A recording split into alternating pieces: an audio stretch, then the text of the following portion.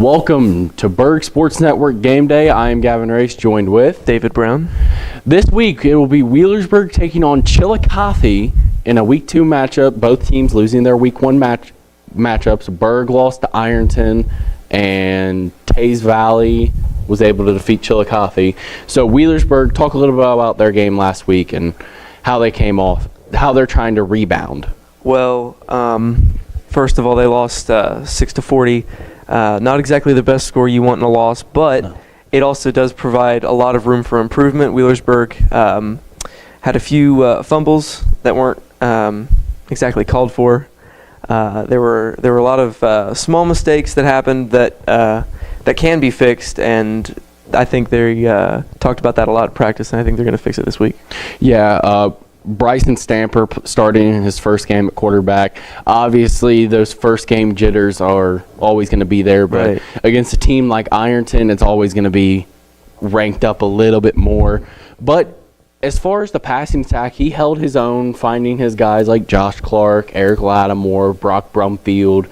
And the Pirates held their own through there. Now, on the ground, it was a different story. It just seemed like Wheelersburg got out-muscled on the offensive line. And nothing against Wheelersburg, because Ironton had a fantastic team. No, Ironton played great. And guys to watch this week are going to be the running back tandem of Carson Williams and Eli Swords. They're two guys that are going to play really well together. Eric Lattimore is going to be lining up in the slot with Brumfield and Dorr as well.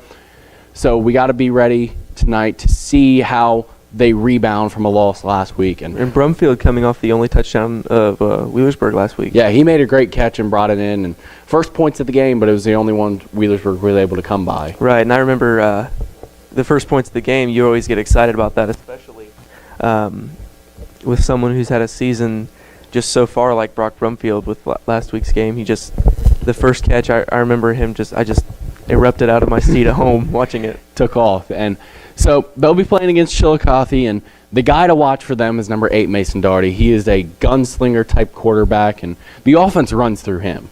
Right, as does most offenses run through their quarterback. But, last week, he links up with his multiple weapons like Jaden Kane and Xavier Stanley through the air. You got to have those wide receivers open if you're planning to make some damage. Yeah, and they're going to mix it up in the backfield a lot. They have a couple guys they go to. The main proponent of their rushing attack, though, is going to be number 9, Tylen Scales. So you got to keep an eye on him, make sure that they can keep him under wraps. Wheelersburg coming off a big loss last week. Both teams playing in a rivalry game, losing. They want to be able to come back and bounce back this week. Wheelersburg playing at home. You'll see later tonight when we take on Chillicothe. Hopefully the Pirates are able to pull out a win. Right. But with that, we're going to go ahead and move on. We'll be right back, and we have a special guest coming on this week, Eddie Miller. So we'll be right back with that interview.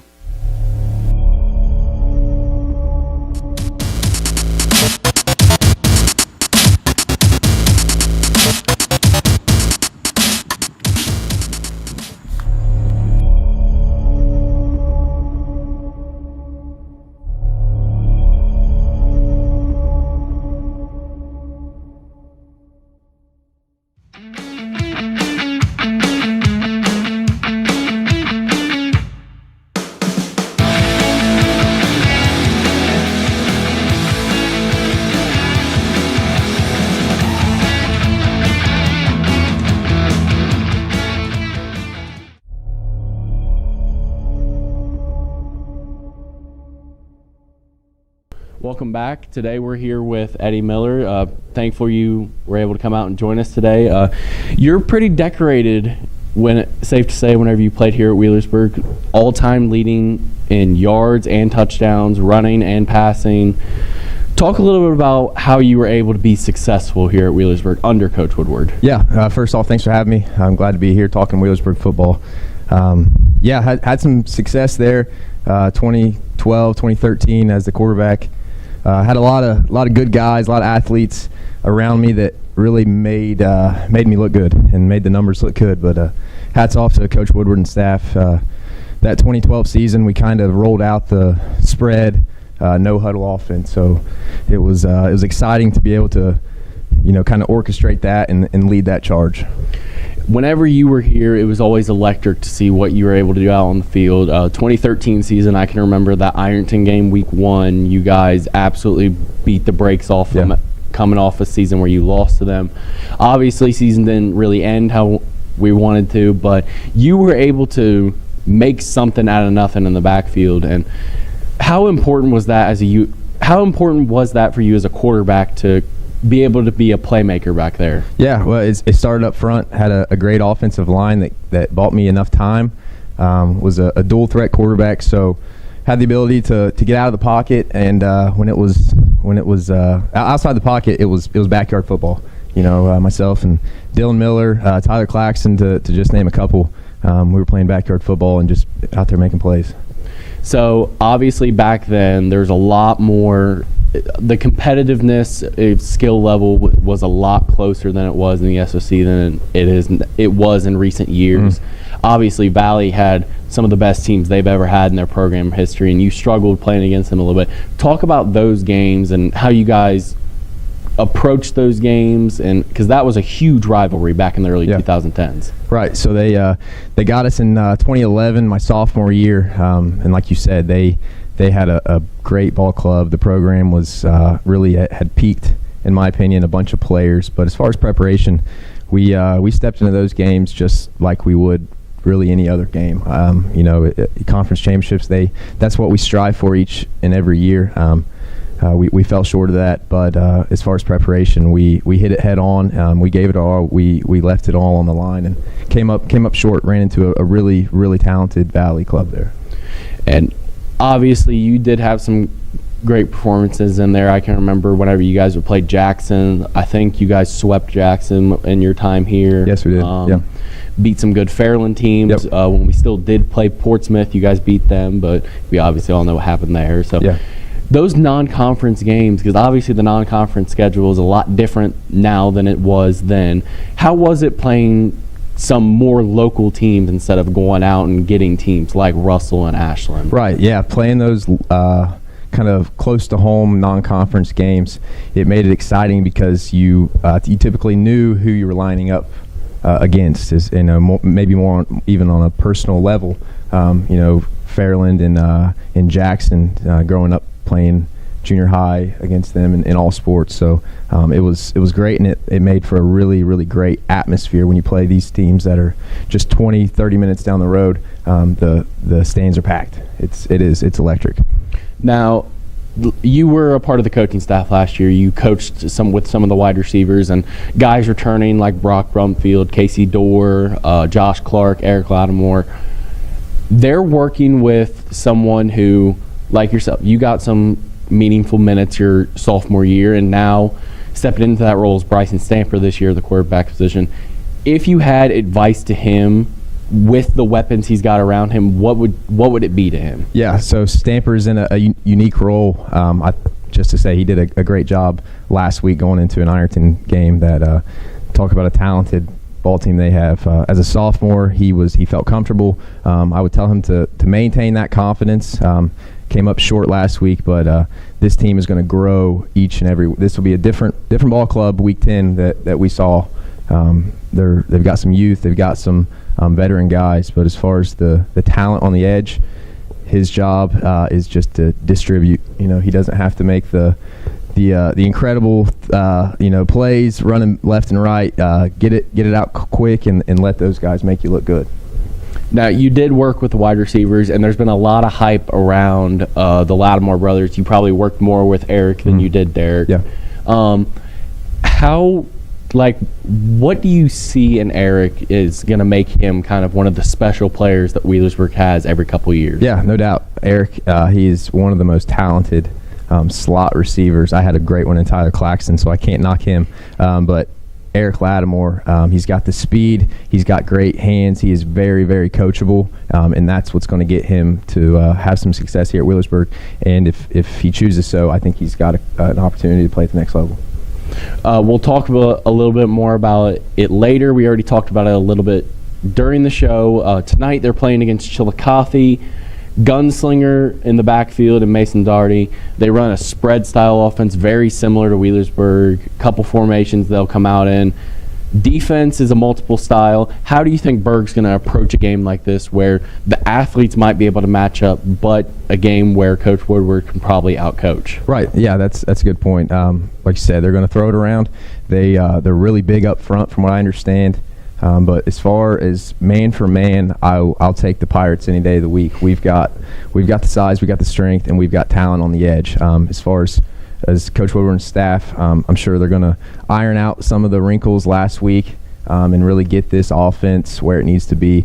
In my opinion, the score didn't reflect it last week, but our defense played outstanding. Unfortunately, we kept them on the field all night due to turnovers. So I think we'll be in good shape tonight. So tonight we will be playing Chillicothe. You said you'll be there tonight. I'll be there. You have a message to the community to what they can do to support tonight? Yeah, we're back in Ed Miller Stadium. There's nothing like it. Hats off to the cheerleaders, the band, the fans. That this is what makes Wheelersburg so special these Friday nights in Ed Miller Stadium. Eddie, I appreciate you coming out. If you want to stick around, we're going to do some pick'em later. We'll be right back with that. You're watching Burg Sports Network.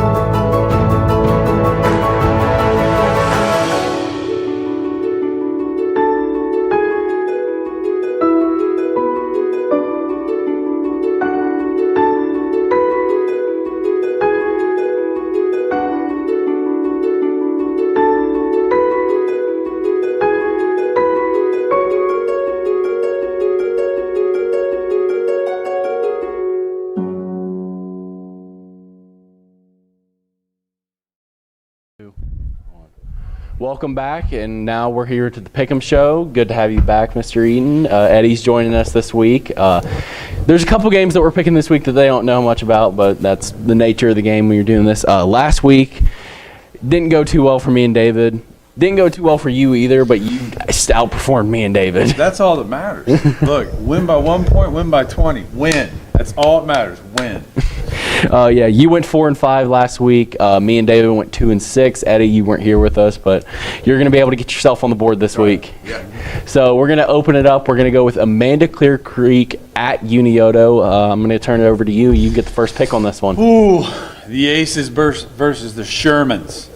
Amanda Clear Creek, program tradition. Unioto on the rise. But I'm going with the story program. I'm going with the Aces of Amanda Clear Creek. I'm going with Amanda as well. They took down Jonathan Alder last week. Oh, game over then. Big squad. I wasn't going to share that info, but I'm going Amanda. I know nothing about American Clear Creek, so I'm going to go with Unioto because they have a great cross-country course. I'm going with Amanda. Every year it seems like we're talking about Amanda Clear Creek, where they're going to be ranking in the playoffs along with Wheelersburg and Ironton, and where they fit in that Division 5 race. Obviously, they're doing something right, so I'm going to stick with them. Colegrove will be going to Lucasville Valley tonight. I'm going to go ahead and take the reins on this one. Even though Valley did struggle last week, I feel like it's a bounce-back week for them. They win this week, considering they're heading back home. Whew. All right, Colegrove, Lucasville Valley. I actually think this one's going to be supremely close. I think this is a pick-em one. And just because I dominated you last week, I'm going to go the opposite. I'm going to go Colegrove. Like you said, Gavin, Valley coming off, Portsmouth, heartbreak. Back in Lucasville, I'm taking Valley. I like Colegrove Stadium name. Colegrove. Grove Yard. Okay, so here's the one that I know Eaton's been kind of up in his seat all proud about. Fairland's going to Oak Hill tonight, and Before we do anything, how does that make you feel knowing that Fairland won last week? Well, you said a touchdown. It was 1 point. Well, the bottom line is that, once again, 1 point is 20 points. It doesn't matter. Win's a win.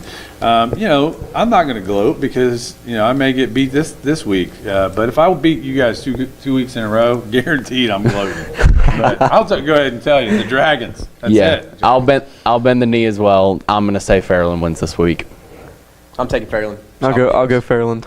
Fairland sweeps this week. So, okay, here's the one that everyone's been talking about. No marquee matchup. Jackson will be going to Ironton tonight, and we saw what Ironton was all about last week, and Jackson put the beat down on Logan last week. This one is tough, but I'll be going with Ironton this week due to the home field advantage. I'm going to pass for a minute because I feel like me picking first kind of sets everybody else up. So, David, I'm going to you. Going to me. Okay. Like Gavin said, Ironton really did prove themselves last week. And with the home field advantage, there's just something different about Tank Stadium. I've got to go with Ironton. I'm going the other direction here. Ironton, Burg matchup, it takes it out of you. That week one, the excitement building up to it. Jackson's got a big quarterback. He's a tough kid. I think he's a junior. I'm taking Jackson coming in as the underdog, taking down Ironton. The bottom line is that I'm picking Jackson, and it's simple as this: Andy Hall's from Wheelersburg. Game over. There it is. Fair enough. Okay, another one you can kind of puff your chest out about a little bit. I didn't want to puff my chest up about this because, I like Coach Gilliland. I did not want West to lose. It's a family thing. Well, we have Wellston. They'll be going to Piketon tonight. Piketon handled Memphis last week. So I'm going to be going with Piketon, home field advantage, returning their quarterback. Piketon, big. Piketon. Don't forget West and Portsmouth. That's what I thought you were talking about. Oh, no. We'll be getting there. So now we got Memphis. They'll be going to Chesapeake this week. And I believe Chesapeake's coming off a win, correct? I don't know. Maybe. Good question. Memphis coming off a week one loss. They're going to Chesapeake. That's one heck of a bus ride from this area. However, I'll be going with Memphis this week. I think the Pika kid's going to run wild. I'm going Memphis. I'm taking Chesapeake due to the fact that last weekend I cautiously rolled through a intersection. The light may have been pink. Come across the bridge. The Chesapeake officer graciously let me off on a pass. So, Peak. Now I'm going to go Chesapeake for a different reason. With Piketon beating Memphis, I just don't see Memphis coming back just yet. They will have a comeback week. I don't think it's going to be just yet. Okay, fair enough. So, I like the fact that we're going different directions because that could change the record. That is true. Now, you did talk about it a second ago. Portsmouth is going to Portsmouth West tonight, and you said you kind of felt bad about picking against Coach Gilliland tonight. Is that going to change your prediction this week? Nope. I'm going with Portsmouth. I think Portsmouth's a better team, and and West is young, and they'll get there, but just not yet. I'm taking Portsmouth. They took down Valley. Was that week one? I think they roll West this week. The fact that they shut Valley out in that second half really, I just got to go with Portsmouth. Well, I was going with Portsmouth in the beginning and kind of feel like not so fast, my friend. Not so fast. Kind of feel like I don't want to run the train as all. And like you said, Coach Gilliland's first year, this is like a game where he can make a statement. Valley beating Valley big last week. Portsmouth, they're coming off a 1-point loss. Don't sleep on the Senators. I'm going to pick West. Good choice. It'll be a close game. I guarantee it. All right, we're going to move across the border for these next few ones. We got Ashland taking on Boyd County. Ashland coming off a week one loss. Surprised all of us. We all picked the Tomcats last week. You said Tomcats big. I did. Well, it was Tomcats wrong. Tomcats wrong. Look, So- I wasn't coaching the Tomcats. Don't blame me. So I'm going to give it to you, Boyd versus Ashland. I mean, I know nothing about Boyd County, but I know Ashland has a good program, and I think maybe I was wrong. Maybe they're rebuilding a little. I'm not sure, but I'm going to go Ashland. I'm going to go with the Tomcats, and I'm not going big. I'm just going to go Tomcats. Tomcats, because 1 point, 20 points. That's right. I'm also taking Ashland. They rebound this week and put it to Boyd County. Yeah, I think they last week was probably a lesson they had to learn. Probably don't go in with a puffed up chest, and I think they're going to come out with a win. Yeah, I'm going Ashland too. So Ashland's going to sweep this week for us again, and I don't know. Maybe if next week we're coming into next week we're going to lose next week hard. if we're talking about another Ashland loss, it might be a little different. So next we got Raceland against Russell. Russell, week 1 loss. They lost to Morgan, I believe. Maybe, I'm not too sure. And Raceland, week 1 win against Ashland. We saw them a little bit in the preseason.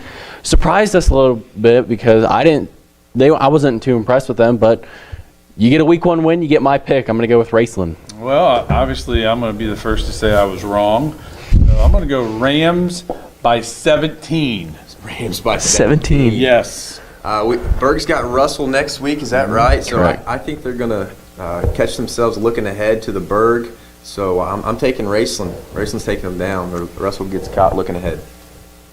I'll go with Russell just because I feel like in contrast to what you said, Okay. I think they're going to be in the phase of building up to Wheelersburg, and they're going to be in that mindset of, if we get the train moving, we can keep it There you moving. go. I like it. Next one we got, we're going to come back across the river. We got Johnstown Monroe, a former adversary. Wheelersburg saw a lot in the playoffs, a lot of history there. They're going against Wheelersburg's conference rival in Waverly. So Waverly, big win last week over Miami Trace. Do they continue rolling? This one's a tough one. Like this one is tough because both of these teams are capable of putting up big numbers.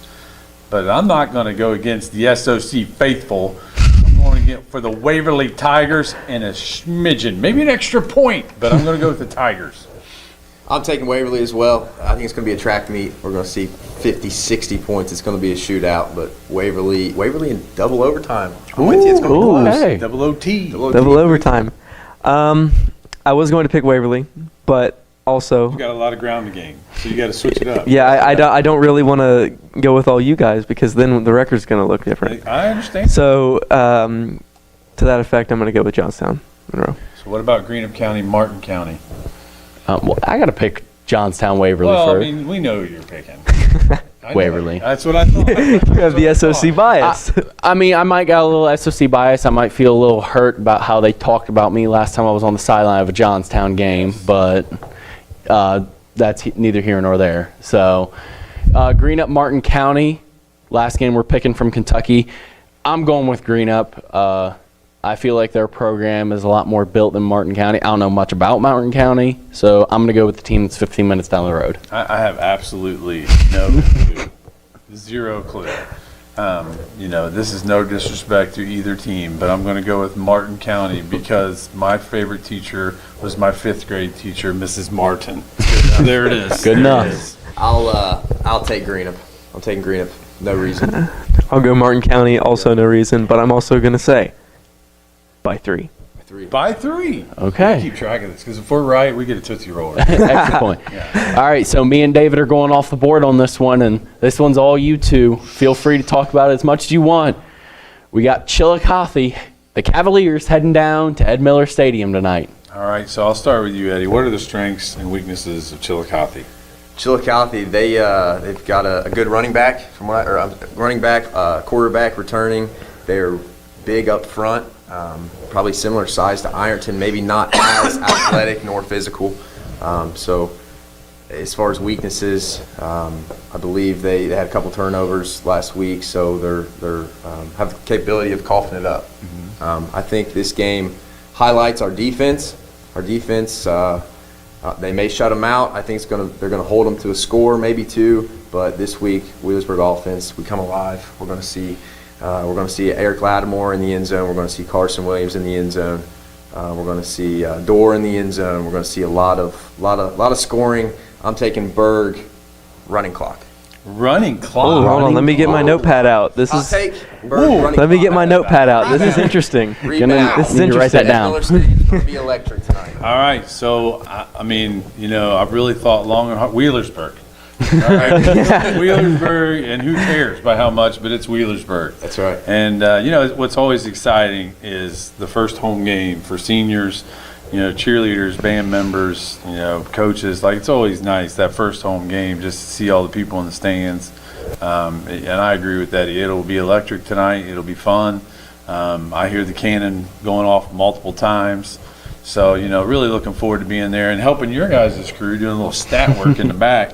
Yes, sir. So I'll be up in the press box with the children. But more than anything, just looking forward to seeing our kids ride high. And I will say this, we have a lot of young kids on our team. And, sometimes with our faithful, people have a hard time being patient. Yeah. But with young kids, you have to learn to be patient, and I think our sophomore quarterback tonight plays a lot.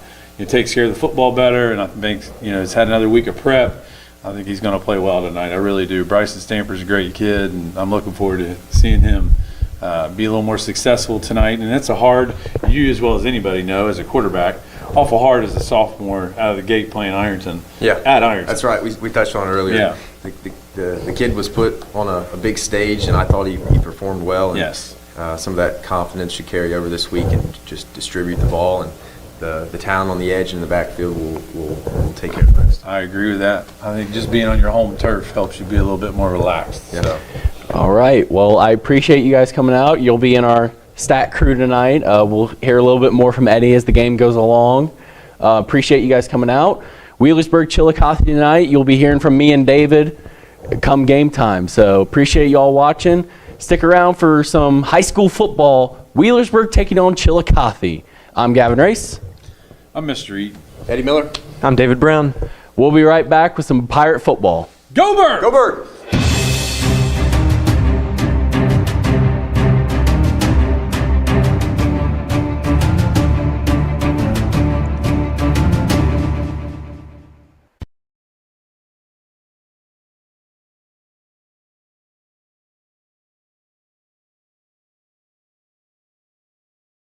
Sports Network broadcast of the Wheelersburg High School versus Chillicothe High School football. It's a rough start to the night as we are under a weather delay. As you can see, we're kind of hunkering down here. We'll try and keep you updated best we can. We want to keep the community updated, make sure we're able to get the word out of whether or not this game will be played tonight or not. From what I've heard so far, hopefully this is going to be just a quick blowover, and we'll get to some football tonight. Hopefully. This has been a highly anticipated game, Burg's first home game of the season, and the first regular game after the COVID pandemic, and with another lightning strike that postpones another 30 minutes. So we'll give pretty frequent updates, probably every 15 minutes to half hour, probably. Yes, right? Yeah. So, ladies and gentlemen, we will try and keep you updated, but we're hunkered down for now. Stick with us. We're gonna play the pregame show maybe a couple more times, run some commercials, but we'll be back soon with Burg Sports Network. So catch you later. Hi, I'm Archie Griffin. The life lessons that interscholastic athletics can teach kids are so much more important than wins and losses, and will stay with them long after their playing days are over. Discipline, teamwork, sportsmanship, integrity, getting along with others, and overcoming adversity can all be learned through school sports. The lessons that these student athletes learn through sports today will help them be prepared for the wins and losses of life tomorrow. This message presented by the Ohio High School Athletic Association. Why do they officiate? For some, it's a way of staying involved in a sport they grew up with. For others, it's a way to pay it forward by helping kids who play today and tomorrow. It's also a great way to stay active, make extra money, and work with friends. And all of them will say it boils down to one thing: the love of the game.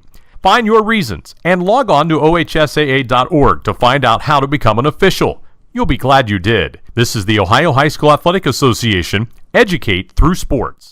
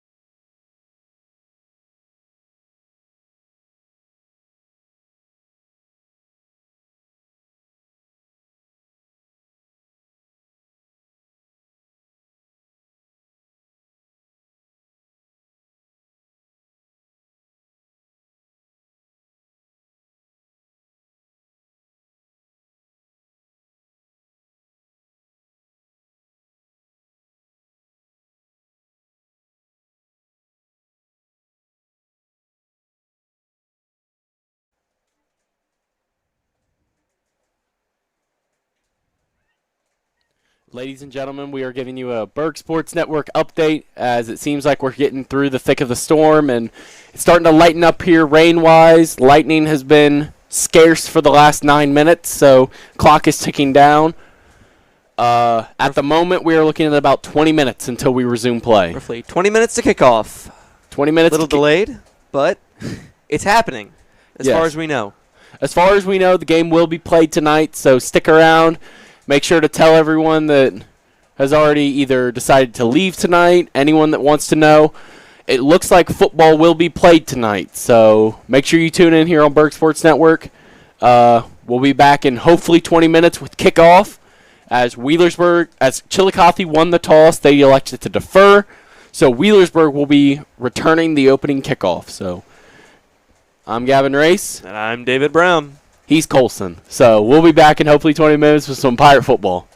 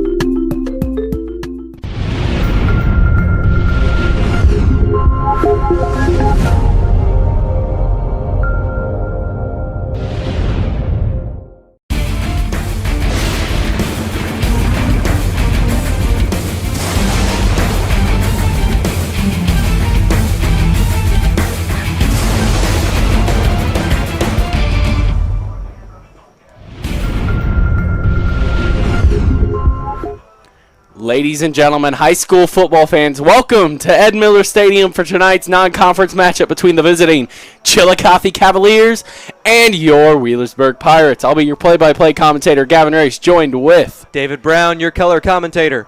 Tonight we have an exciting matchup, two teams that unfortunately suffered a Week 1 loss. However, they're looking to bounce back here in Week 2. Let's talk about first the visitors.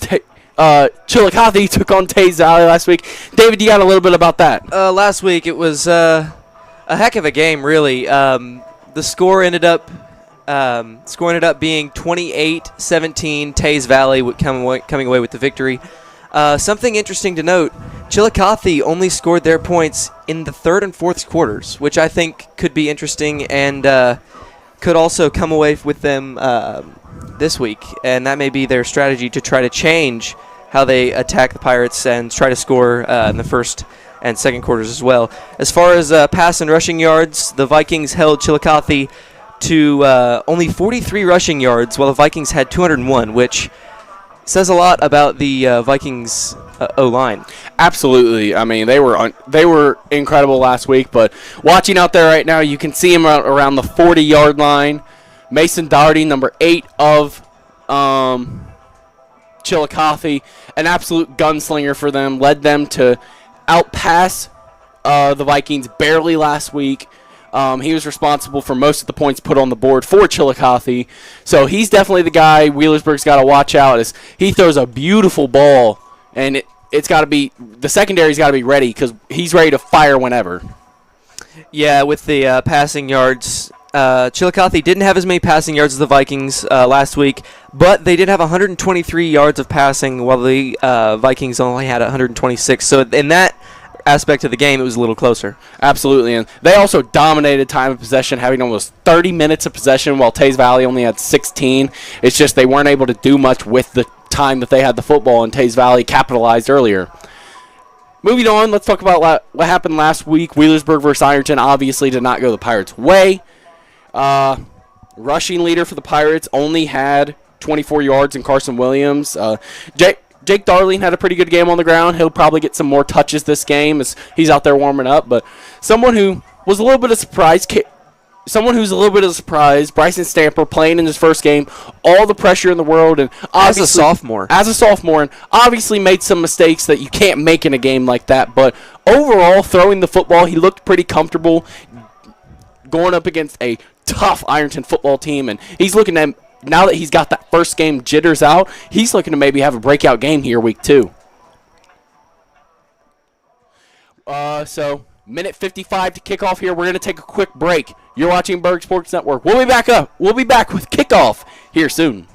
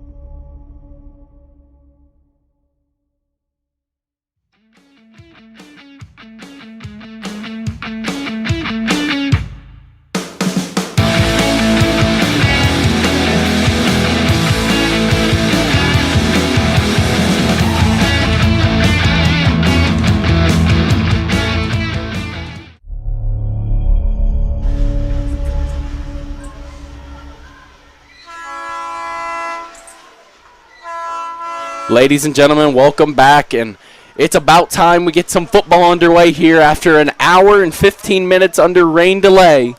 It is time for some football, but we're actually going to have the national anthem here to start the game. A little bit of an odd scene as both teams will be out here on the field, so we'll pause for that.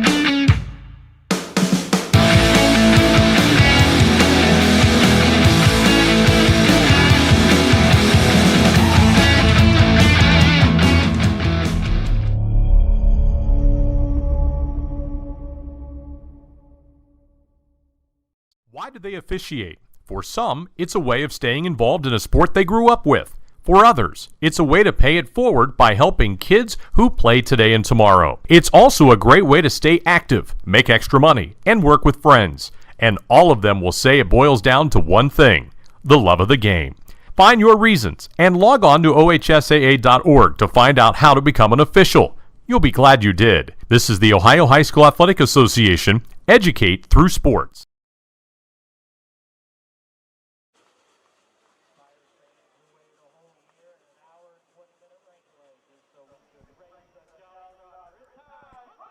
Welcome back, Ed Miller Stadium. Wheelersburg versus Chillicothe. Wheelersburg will be receiving the opening kickoff. And these boys are raring to go as they have been huddled up in that locker room for so long. We've had to hunker down here for a long time, but it's finally football 30 at Ed Miller Stadium. This game has been so anticipated by Wheelersburg, especially since it's their first home game of the season. I predict a lot of hype coming out on this kickoff return. They're ready to go as they head out onto the field. Back deep for the Pirates, it'll be number 18, Eric Lattimore, and number 25, Creed Warren.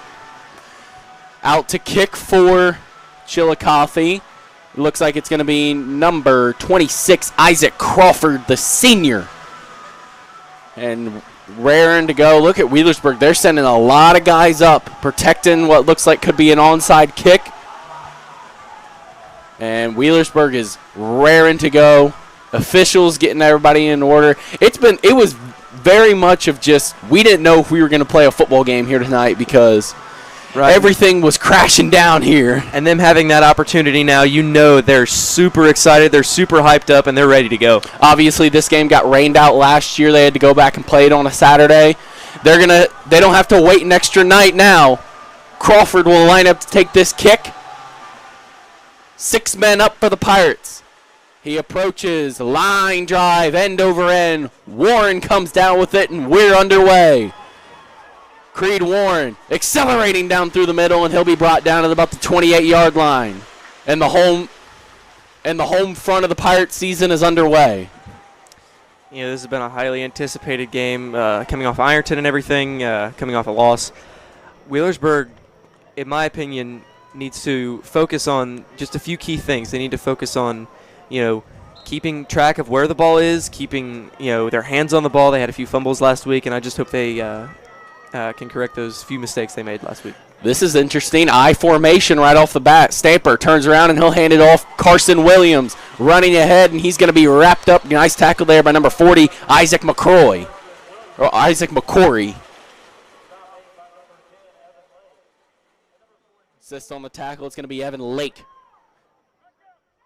Overall, Wheelersburg coming out in that I formation. Usually it's more of a shotgun look for Wheelersburg, but they're looking to maybe run the ball a little more as the turf is quite wet after the monsoon that occurred here.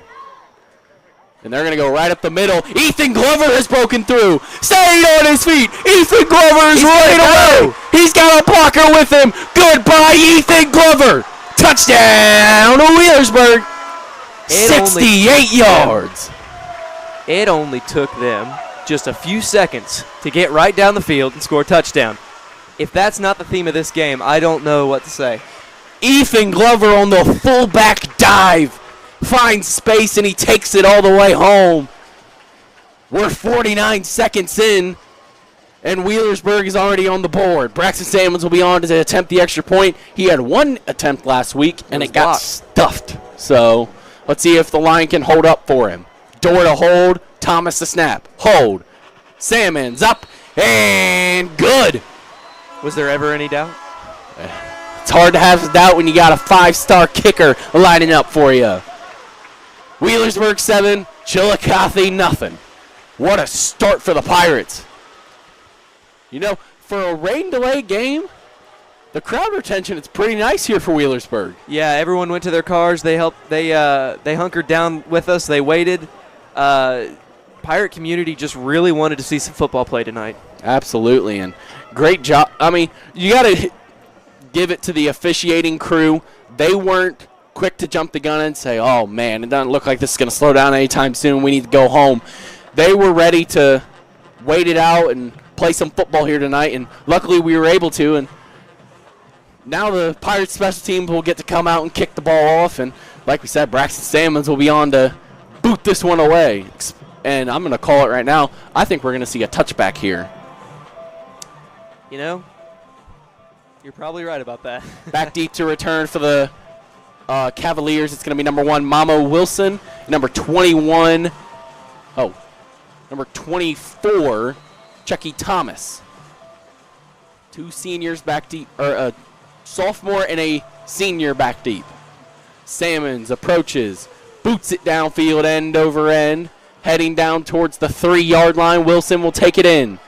Special teams coming down, tripped up on the play by number 48, Cody Reisner. Casey Dorr on the assist. That was number 21. It seems like someone might have had a number change. I don't have number 21 listed. That's interesting, because I don't either. We'll move forward with it. So looking at the Pirates, they're going to start out, looks like a 3 front. It's going to be, looks like Josh Boggs, Ethan Glover, and Jake Darling up front. They're going a little small up there with some normal linebackers lining up in a 3 front. 3-4 look for the Pirates. Snap taken by Doherty. He hands off to Scapes, and a big tackle for loss. Landon Hutchinson in the backfield brings him down. You know, like we said, Pirates were going to come out hyped, and they came out hyped. First with a touchdown, and then with that huge stuff right there. I mean, I don't know what to say. They are hungry out there right now. Absolutely. Tylen Scales, he's their go-to back for this game, and it was a great job by Hutchinson to break through that line and bring him down. Glover was in there too, Boggs as well. Sticking with the 3 front, shotgun. Scales will line up beside Doughty. Takes a snap. They're going to go to him again. Scales around the edge will be brought down. It's going to be Casey Dorr and Jake Darling on the tackle.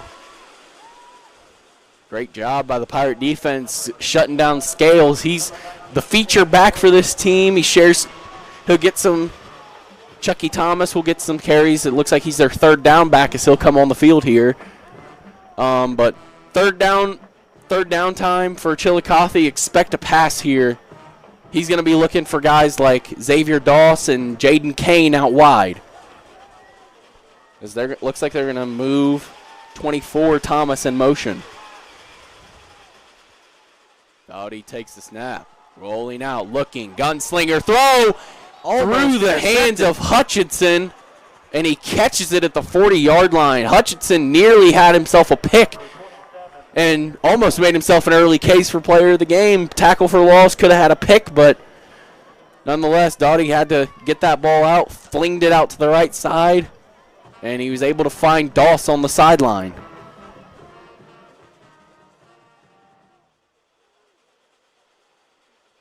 Back up to the line, Chillicothe. And we talked about it a little bit in the pregame show, if you remember that from an hour ago.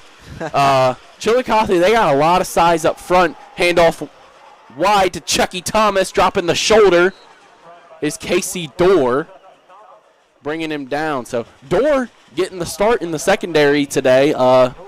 No Josh Clark today for the Pirates. He's out with injury, so he won't be playing this week, but expect a quick, speedy recovery from him.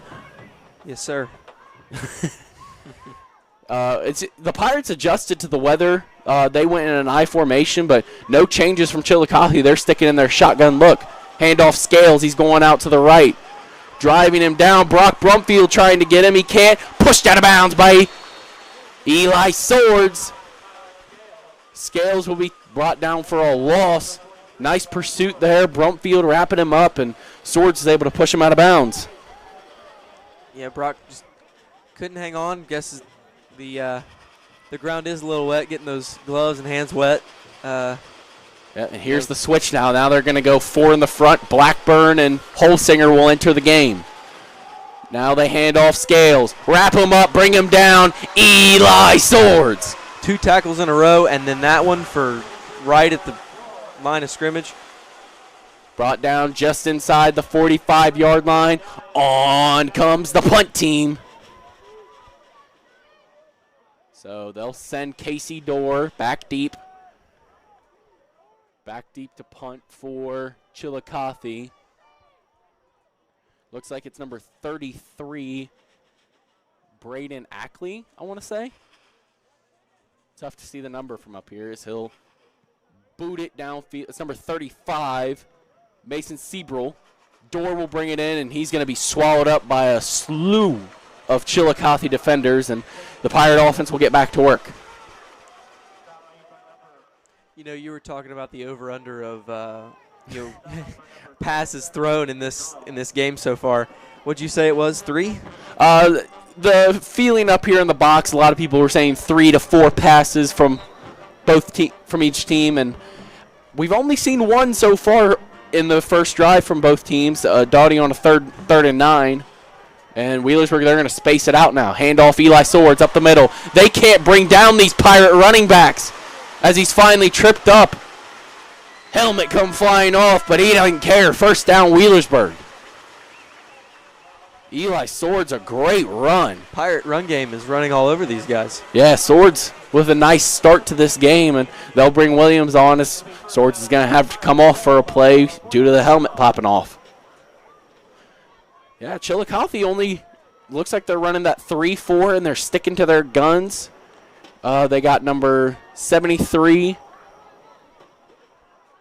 Looks like Carson Francis, number 69, Trevor Banks up front, and they're sticking with it as they hand off here. Carson Williams up the middle. He'll gain a couple, and that'll bring up second down. You know, if the Pirates just keep pounding away, eventually there's going to come something to that.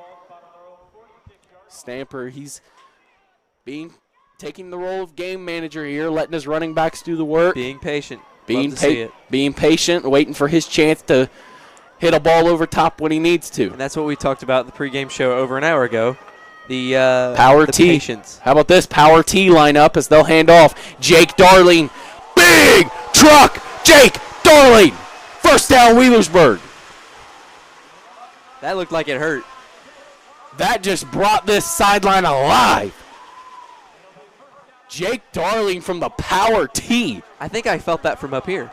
That was unbelievable power running by Jake Darling. Just check this out, heading out to the side and powering through to bring him down. Sticking with the Power T. Now they're going to hand off Ethan Glover. And pushing the pile a little bit, he'll be brought down. They're going to switch. Looks like what they're doing here with this look, and yeah, here come the skill guys back on the field. Looks like they were running linemen there for a minute. Yeah, it looks like they brought up number 65, Cole Estep, and number 6, Josh Boggs, in for a couple plays as they brought some size onto the field. Stamper in the shotgun. Here's the first pass of the game. They find Eric Lattimore. Shifty moves. He's going to switch the field. He's electric. Eric Lattimore trying to stay on his feet. Still fighting, and he's brought down. A lot of running there for no gain, so. The dedication that we just saw in that play is a testament to, Eric Lattimore and his career here at Wheelersburg. He's just been, every play he's in, he's been working as hard as he can to try to gain that extra yard. Absolutely, but what you're going to hear from a lot of people is, if you're going to run east and west, you better make sure you're running into space because you need to gain yards north and south. Exactly. And Lattimore, he has some issues with that sometimes, but when you're as a talented player as he is, to be a playmaker is very important. 2 guys back behind Stampers. He's under center. Take the snap, hand up off the middle. Ethan Glover diving forward, and that'll bring up fourth down. We saw some pretty big plays from Ethan Glover last week against Ironton as well. Yes, he made his impact when it was needed on the defensive side of the ball, and he got that first touchdown. On comes the punt team for Wheelersburg, though, as they're going to try and pin him deep here.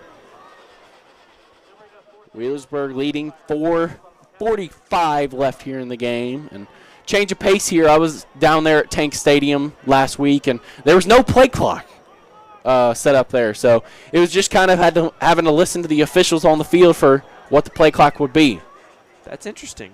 Salmons will be back deep to punt this. Only one gunner out wide. Low snap, Salmons, high arcing punt. And it's going to take a high bounce. Hutchinson's going to let it bounce. And they'll kill it at the 8-yard line. Great punt by Braxton Salmons, pinning them inside the 10.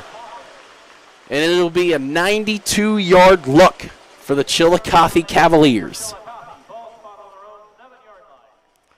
Ball on the 7. They got a long way to go. 93 yards.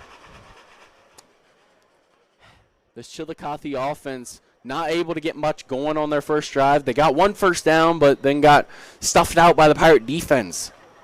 Underrated group here, this defensive team, and a lot of guys stepping up this year. Creed Warren, Landon Hutchinson, guys that you haven't seen get many reps before. Handoff, Tylen Scales, brought down for loss. It's going to be Ethan Glover in the backfield.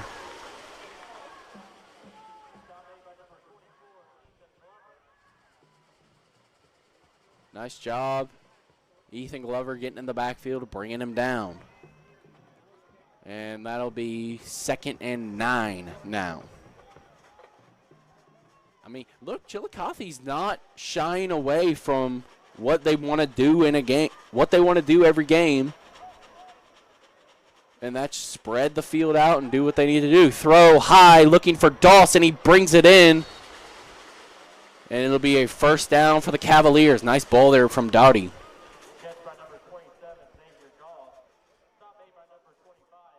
Nice job, Creed Warren, to bring him down. Warren starting the game at cornerback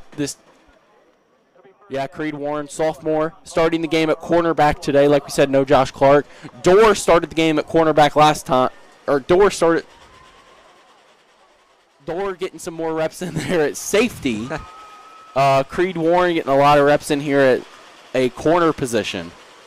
Handoff, Tylen Scales staying on his feet, wrapped up, and it's going to be a tackling frenzy led by Ethan Glover.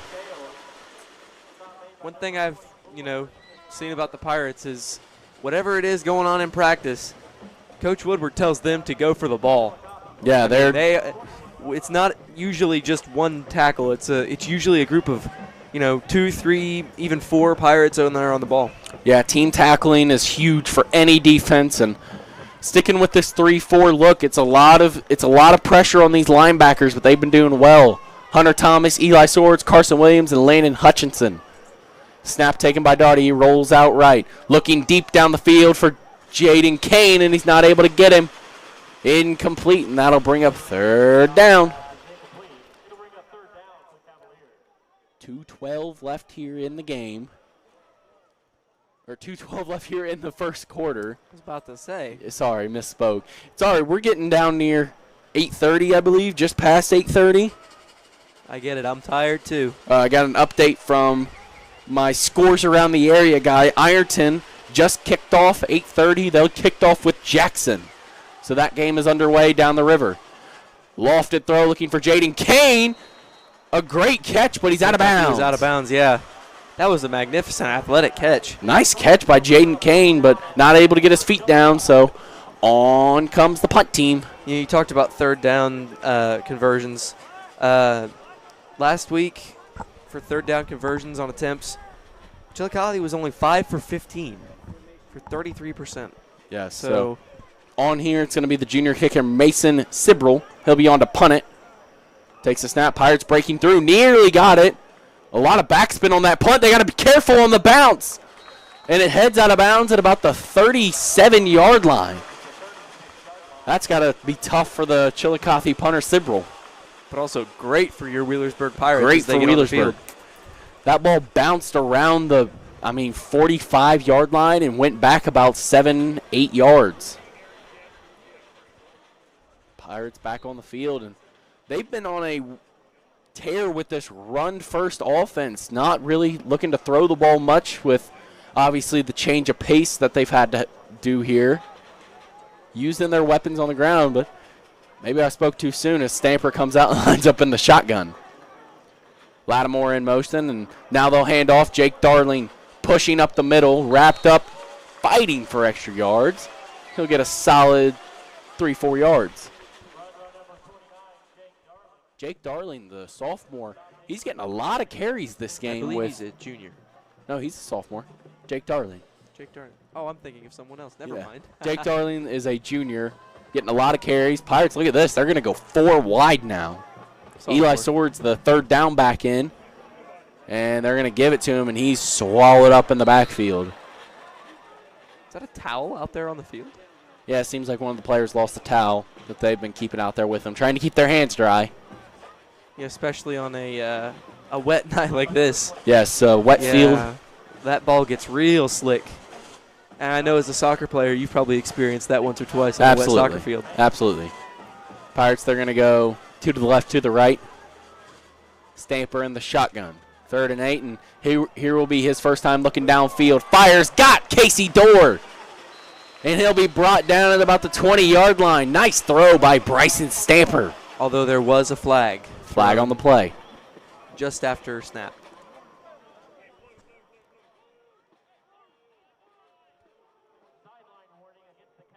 It'll be a sideline warning against the Chillicothe Cavaliers. So the play will stand.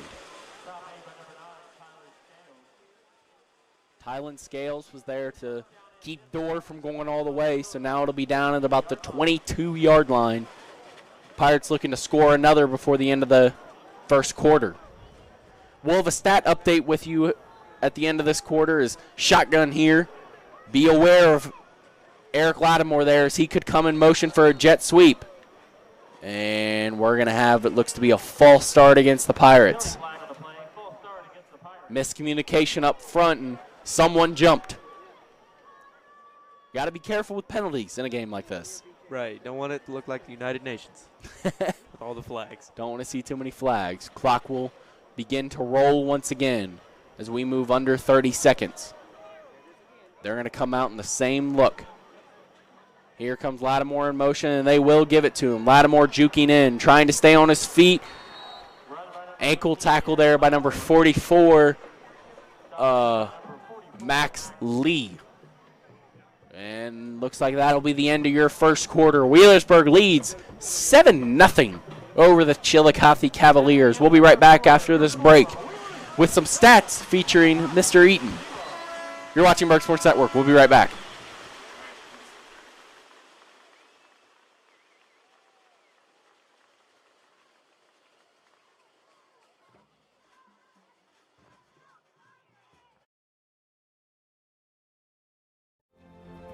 Hi, I'm Archie Griffin. The life lessons that interscholastic athletics can teach kids are so much more important than wins and losses, and will stay with them long after their playing days are over. Discipline, teamwork, sportsmanship, integrity, getting along with others, and overcoming adversity can all be learned through school sports. The lessons that these student athletes learn through sports today will help them be prepared for the wins and losses of life tomorrow. This message presented by the Ohio High School Athletic Association.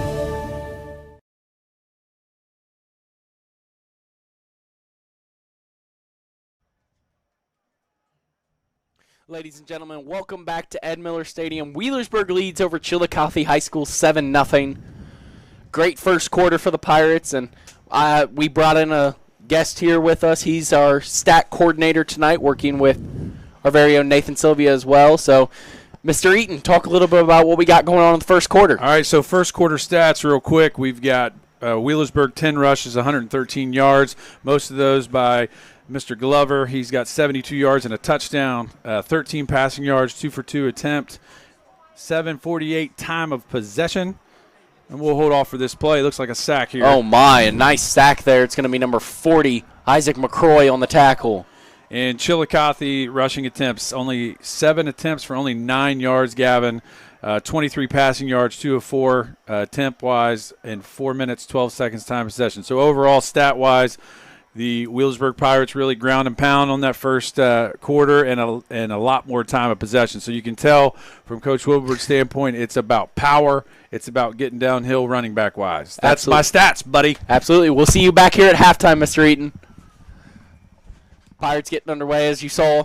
Big sack there for the Cavaliers on the first play. He sacked for, it looked like 15 yards. Rolling out now, Stamper. He needs a big play. Finding Hunter Thomas over the middle. Fighting forward. He'll be brought down at about the 21-yard line. And that's positive. Those are positive yards. Yep, and we might have It'll be Braxton Salmon's on, and he'll attempt a look. Let's see where he sets his tee here. As they will set up for a field goal. Looks like he'll set it up from the 28-yard line, 38-yard field goal attempt. For a kicker like Braxton Salmons, this is his bread and butter. Just inside the right hash. Salmons hold up, and it's blocked. And Doss will bring it in. I don't know if that was...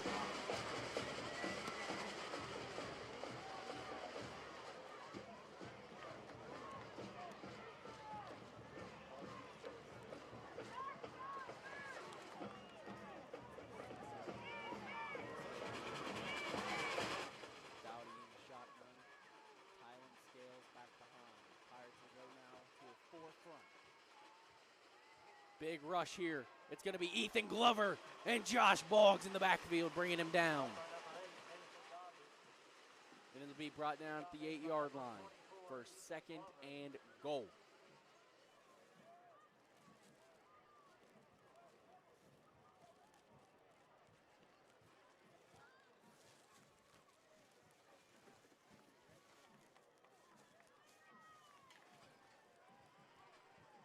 Continuing with it, Chillicothe back to the line.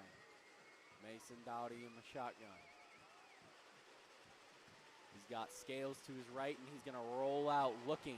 He fires. Knocked away by Brock Brumfield, incomplete. And it'll bring up 3rd down. There are flags on the play. And this might go against the Pirates. Sideline warning against Wheelersburg. So now a sideline warning for both teams.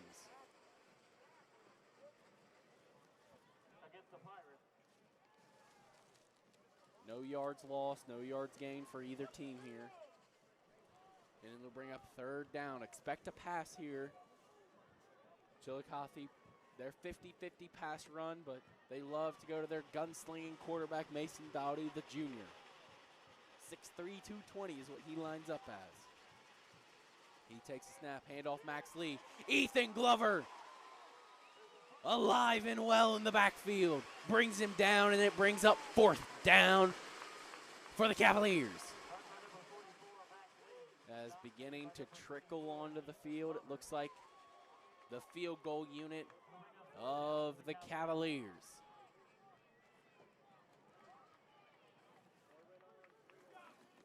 It'll be Mason Dottie will be the one on to hold. Setting up to kick. It will be the place kicker for Chillicothe, number 26, Isaac Crawford. Hold, Dowdy trying to get it down. Crawford, it's up, floating. It's good. Chillicothe will break on the board. It was a high snap to Dowdy, but he's able to get it down. And Chillicothe is able to get on the board here with 7:10 to go. 7:10 to go in the first half. We're going to take a quick break. Wheelersburg leads 7-3.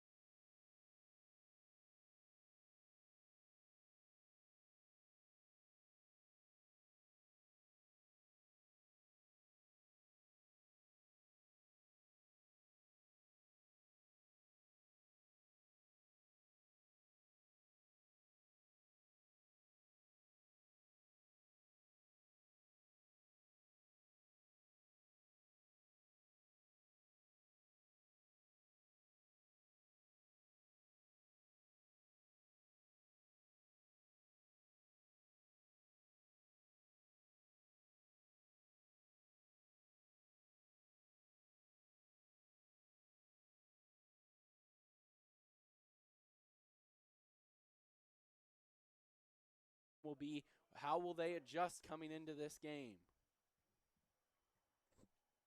Stamper comes back on the field for the Pirates.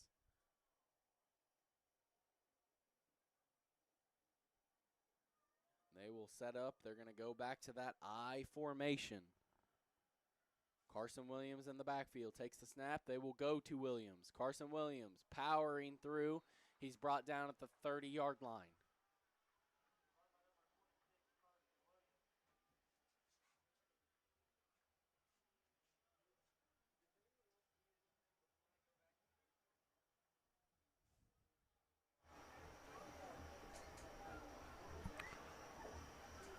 Clock will roll after that run play.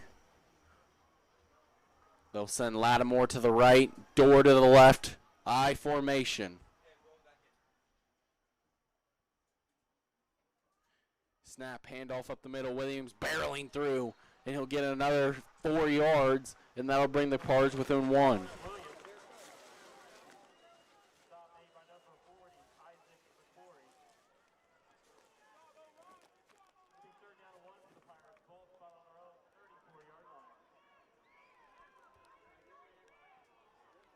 Pirates will set it up 2 behind Glover and Williams. They'll hand off Ethan Glover, powering forward, fighting, trying to get that first down.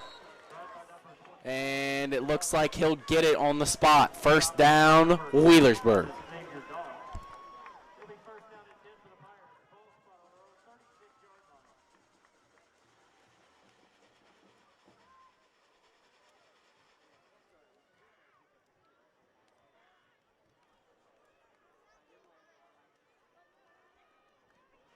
Pirates come back out, 1st and 10, lining up in the I formation. They hand off, no. Stamper keeps, fires deep downfield, looking for Thomas, tipped incomplete. Xavier Doss nearly coming down with it.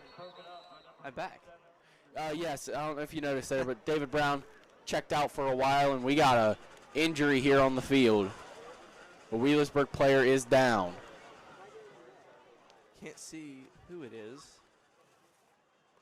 but it doesn't look like a cramp. Doesn't look very good. We're going to take a break here as they attend to the injured player. Wheelersburg leads 7-3, 5:27 left. We'll be right back here on Burg Sports Network.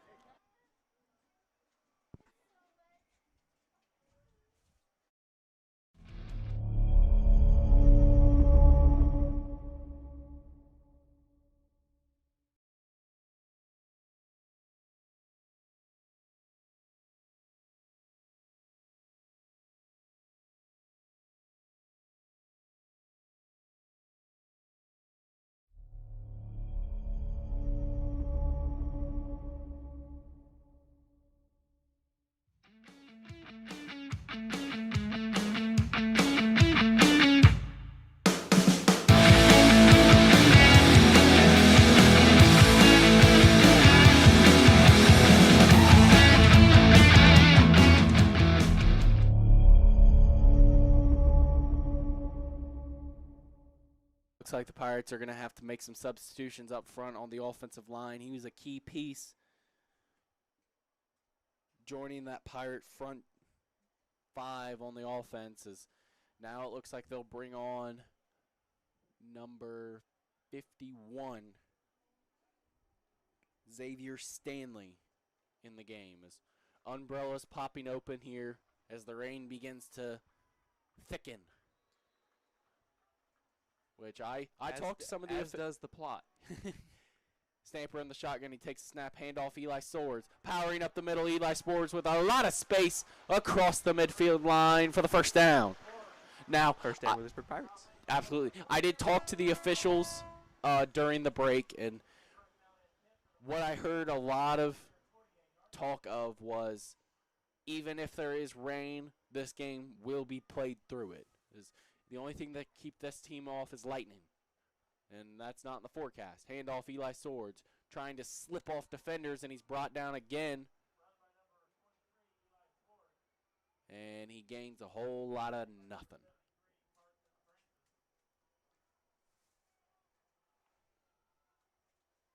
It'll bring up 2nd down and 10.5.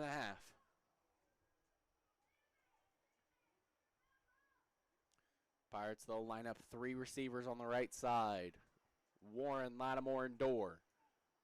Handoff, Eli Swords, powering up the middle, and he'll gain about 6 on that play. Bringing up third down for the Pirates. 4:24 left to go. Score update. First quarter, Ironton will strike first as they lead Jackson 7-0 at the Tank. Yes. Tank Memorial Stadium. Tank Memorial Stadium. Stamper in the shotgun. And that ball's going to pop out. That's a part of the game right now. Slippery. As he falls on it, and it'll bring up fourth down. And that might unfortunately mean the punt team will have to make an appearance. And it will. On comes Braxton Salmons.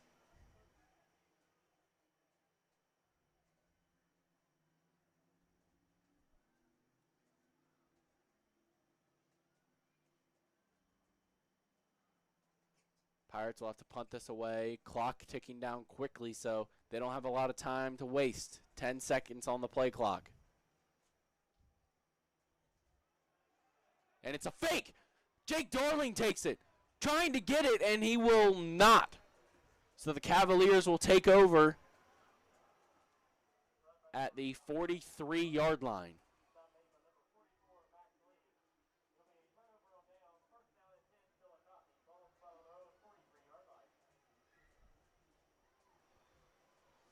Not a bad fake. Not a bad fake at all. So the Pirate defense back out on the field. 44-yard line is where Chillicothe will take over. Mason Doherty in the shotgun. Tylen Scales lining up to his left. Pirates, they got to hurry up and get out as Chillicothe kind of caught them off guard as the defense wasn't set. There's a receiver all by himself out there on the right side. But the Pirates will quickly call a timeout to save themselves from potential disaster there.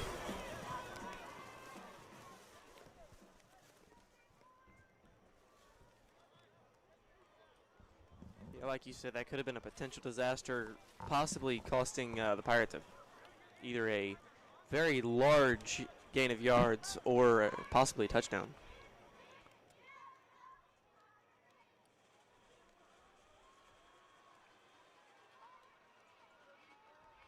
Wheelersburg's obviously this game, it's tough for offenses to get going in a game like this because both these teams are 50-50 pass run. So right. With the passing aspect of this game being taken away, making it a lot tougher for their offenses to get in flow, a score of 7-3 as we near halftime isn't completely unfathomable, but it'll be a question of how the Pirates can respond once they're able to get comfortable running a little bit of a different look. They'll hand off Tylen Scales running to the right side. Brumfield trying to run him down. Scales brought down at about the 50-yard line. Nice job, Creed Warren, getting out there. He's had a pretty good game. A lot of tackles. Nice job. As Cavaliers trying to move the ball here. They're relying a lot on Tylen Scales. He's getting a lot of carries out there. 2nd and 4 for the Cavaliers. Kane to the left. Doss to the right. In motion. The tight end handoff here to Scales trying to fight his way upfield. He'll gain about half the distance he needed, and it'll bring up 3rd and 2.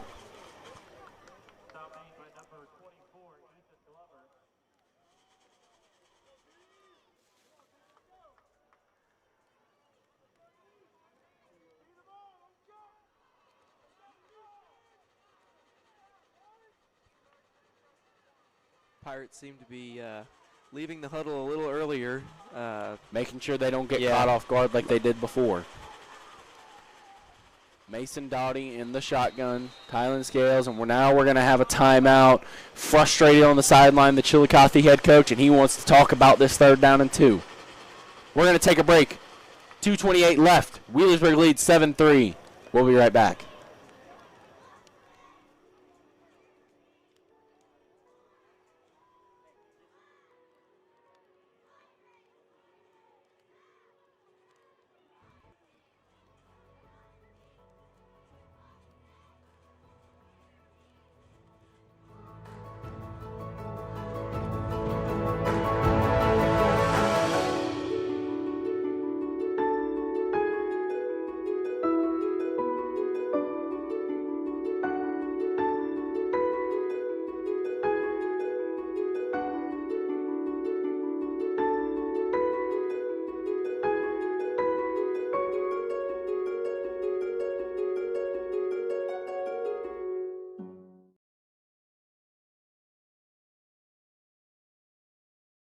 bread and butter of Chillicothe right here. And looks like they got, it might be Max Lee in the backfield to try and get, no, it's Tylen Scales.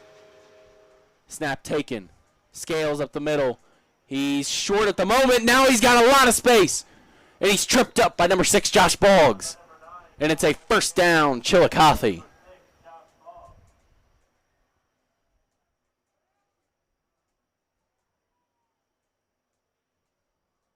And that'll be a first down for the Chillicothe Cavaliers. What they do with this first down could be, especially this close, very key to how the game unfolds. Absolutely. 2 minutes left here. One-score game. Wheelersburg leads. They scored on their first drive, but not much cooking afterward. Jet sweep. Fake. Oh, my Lord. What a hit. Jake Darling. His cap was almost detained off of his head. Jake Darling getting in the backfield. Huge hit in the backfield. And it'll bring up second and long. That was violent. Nice job, Jake Darling. That's his second massive hit. Absolutely, and not being fooled by the fake up there. They faked the jet sweep to, I think it was Thomas, and he was right there to bring him down. Rolling out to the right, Doherty. He's going to fire deep downfield looking for Jaden Kane, and he brings it in as he shoved out of bounds by Eric Lattimore. And that'll bring the Cavaliers within 5 on third down. Nice job slinging the ball around the field by Mason Doughty. Right, especially considering, how wet the air is and how wet the ball is right now. Absolutely. It's humid down there on the field, to say the least. For sure. Rainfall still coming down. And it'll be holding against Chillicothe. That'll back them up way deep. And it'll be way back there as it'll bring up 2nd and 24. Now, instead of what could be 3rd and 5, it'll be 2nd and 24. Now they're really going to have to look downfield for a big play. This is where the Pirates secondary can make a huge stand as they're looking like they might go here cover 4. Snap taken by Doughty. They'll hand off Tylen Scales. He slips and he's brought down. There it is. There's the stop. The field's wet, and Scales, when he tried to turn and cut up field, he didn't have his footing as much as he wanted, slipped and fell. Yeah, one thing that won't work on this field right now especially is, when you cut real hard and try to evade, a defender or a blocker or something like that, you just can't hardly go anywhere because you just slide. Yeah, it'll bring up 3rd and 25 now. Under a minute left here. Mason Doughty in the shotgun. Takes the snap. Fakes. No, he gives it to Scales. Scales trying to get the first down, and he's brought down by the Wheelersburg Pirates. They have a timeout left here. Will they take it? And it looks like they won't. I know I would. They might not, as that might be the last play of the first half. If you can get one more play off, you can make some real damage. They won't. That'll be it for the first half. Wheelersburg leads 7-3 as Chillicothe will make their way to the third quarter. Chillicothe will make their way to the third quarter. They'll have the ball to start the half. We'll be right back on Burg Sports Network with a halftime show, some stats, and the band will be performing. So stick around, watch the band, get some halftime stats, and we'll be back here in 15 minutes with some more. Hi, I'm Archie Griffin. The life lessons that interscholastic athletics can teach kids are so much more important than wins and losses, and will stay with them long after their playing days are over. Discipline, teamwork, sportsmanship, integrity, getting along with others, and overcoming adversity can all be learned through school sports. The lessons that these student athletes learn through sports today will help them be prepared for the wins and losses of life tomorrow. This message presented by the Ohio High School Athletic Association. Why do they officiate? For some, it's a way of staying involved in a sport they grew up with. For others, it's a way to pay it forward by helping kids who play today and tomorrow. It's also a great way to stay active, make extra money, and work with friends. And all of them will say it boils down to one thing: the love of the game. Find your reasons and log on to ohsaa.org to find out how to become an official. You'll be glad you did. This is the Ohio High School Athletic Association Educate through sports.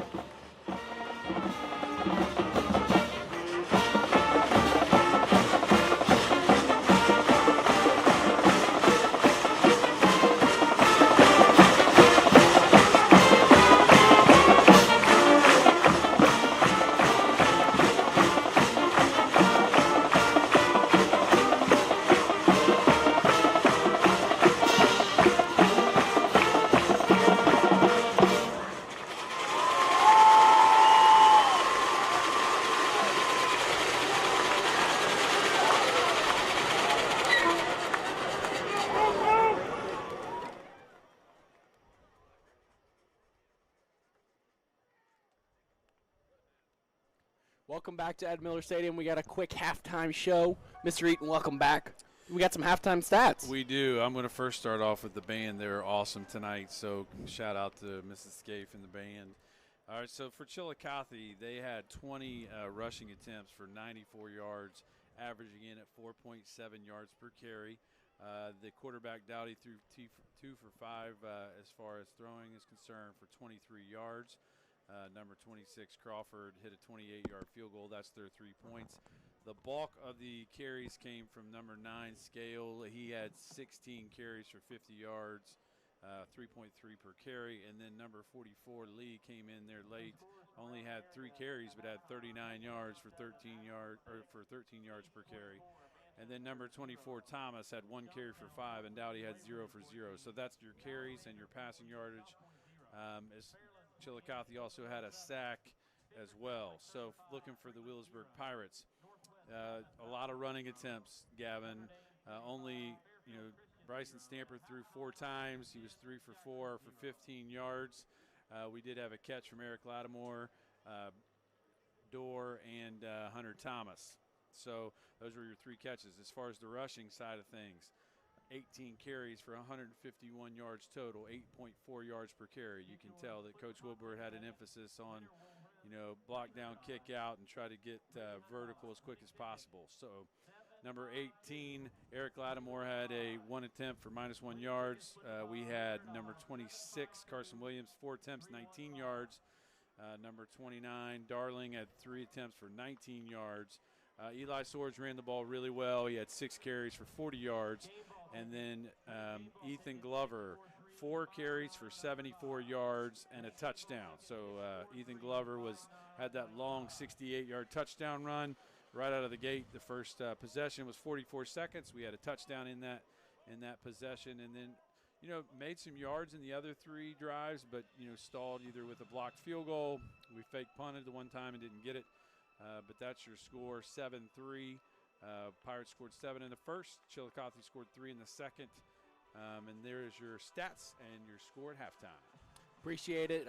We'll see you back here at the end of the third quarter, and we might see you out the rest of this game. We might see you out the rest of this game when we get there, because Mr. David Brown, he's going to have to leave here soon. Well, it's his bedtime, so I'll be back. See you around, Mr. Eaton.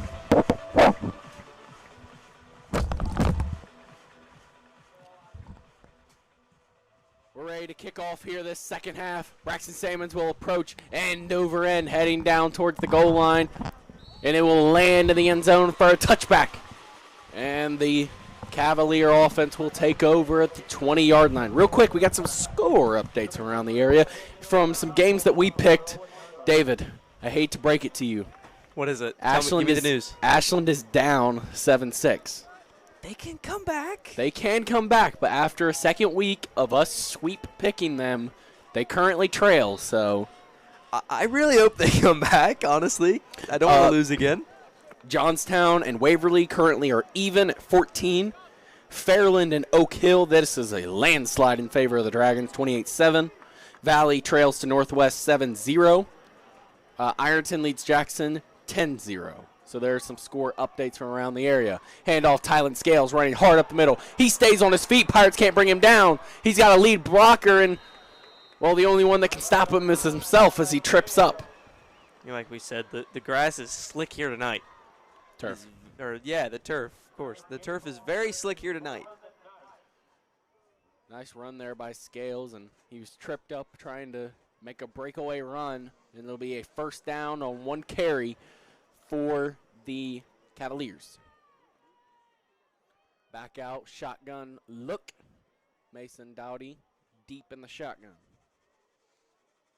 Takes a snap, hands off to Scales, staying on his feet. Tylen Scales, so hard to bring down here to start this third quarter in Wheelersburg.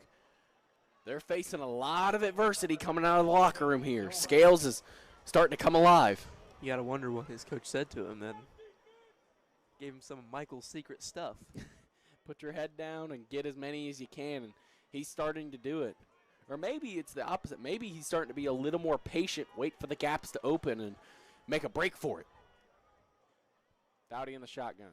He's got 3 receivers to choose from, but he'll pitch it over to Scales. Sticking with him, wrapped up, flags on the play, and it's a tackle for a loss of 1. Let's see what we got. And it'll be a holding against the Cavaliers. So they'll step back 10 yards. Oh, no, a blindside block. Ooh. This can be dangerous. So it'll be same yard, or 5 yards instead of 10. No, it will be 10. Yes, I believe I heard 10 over the loudspeaker. It'll be 15. I'm so sorry. Oh, even 15 better. yards for the blindside block, and it'll be second and 16. Wow. They'll be lining up from the 31-yard line. They need to get all the way down to the 48. Dowdy takes a snap. Pitch out Max Lee. Max Lee, he's been dangerous back there in the backfield. Spin move, brought down. Combination of Landon Hutchinson and Barack Brunkfield. And that'll bring up 3rd and 13. 3rd and 14. Expect a pass. I'm willing to put money on it that they're going to pass it here. Mason Dowdy will be the one to... Depending on the formation, I'll take you up on that bet. 3rd and a lot. They got Chucky Thomas and Max Lee lining up in the backfield with him. Now Thomas will move out into the slot. Dowdy takes the snap. He drops back looking. Thomas trying to chase him down on the right side and Nothing to come of it. cut your losses, but there's a flag on the play.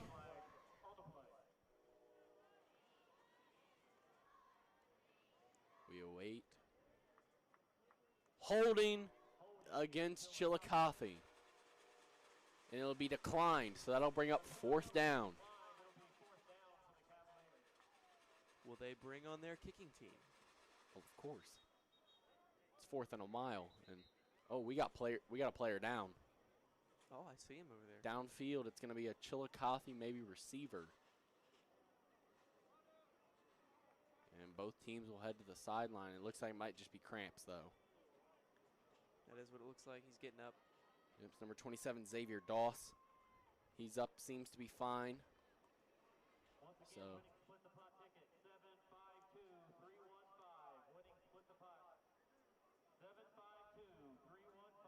we have an injury timeout here. We'll take a minute. And Chillicothe, they're going to be able to bring their punt team on. It'll be 4th down from the 31-yard line. They have to get to the 48. So they'll need 16, I believe. Pirates banking on a short punt right now. Casey Dorr will be the one back deep to return. It'll be number 35, Mason Sibrel, back deep to punt. The junior punter and kicker.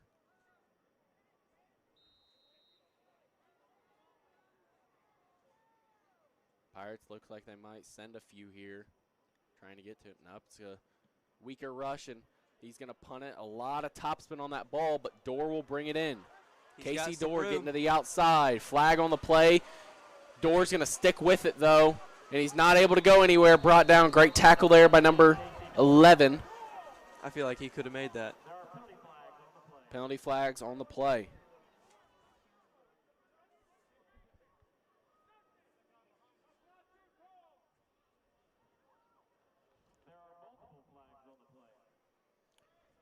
So it looks like there's going to be multiple penalties on the plays. There was a tackle there on the tackle as well. And let's see what this will do. And it might just be the fouls might cancel each other out. Let's see. Block in the back against the Pirates. And it seems like that will be the only penalty. Interesting. It looked like there was another one. Yeah, it looks like another flag came in late, but Maybe it was just to maybe there was draw attention to the first flag. maybe. Oh, Oh, another illegal block in the back against the Pirates. so it will be so they called 2 block in the backs against Wheelersburg. Oh, So the ball will be backed way up. And they'll start their drive from the 22-yard line. Pirates come out in that I formation.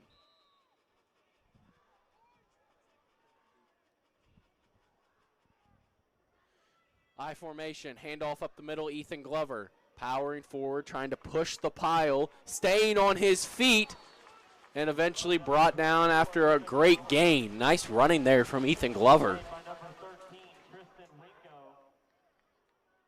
Tackle made by number 13, Tristan Wingo. that's a fun last name. He's getting himself his first tackle in the night, at least first one we've heard of.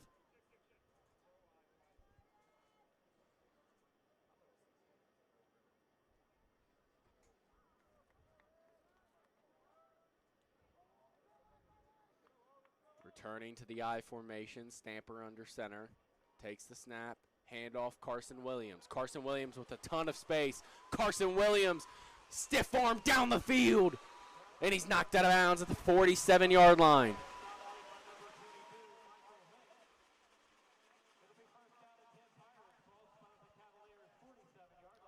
Nice run there, Carson Williams.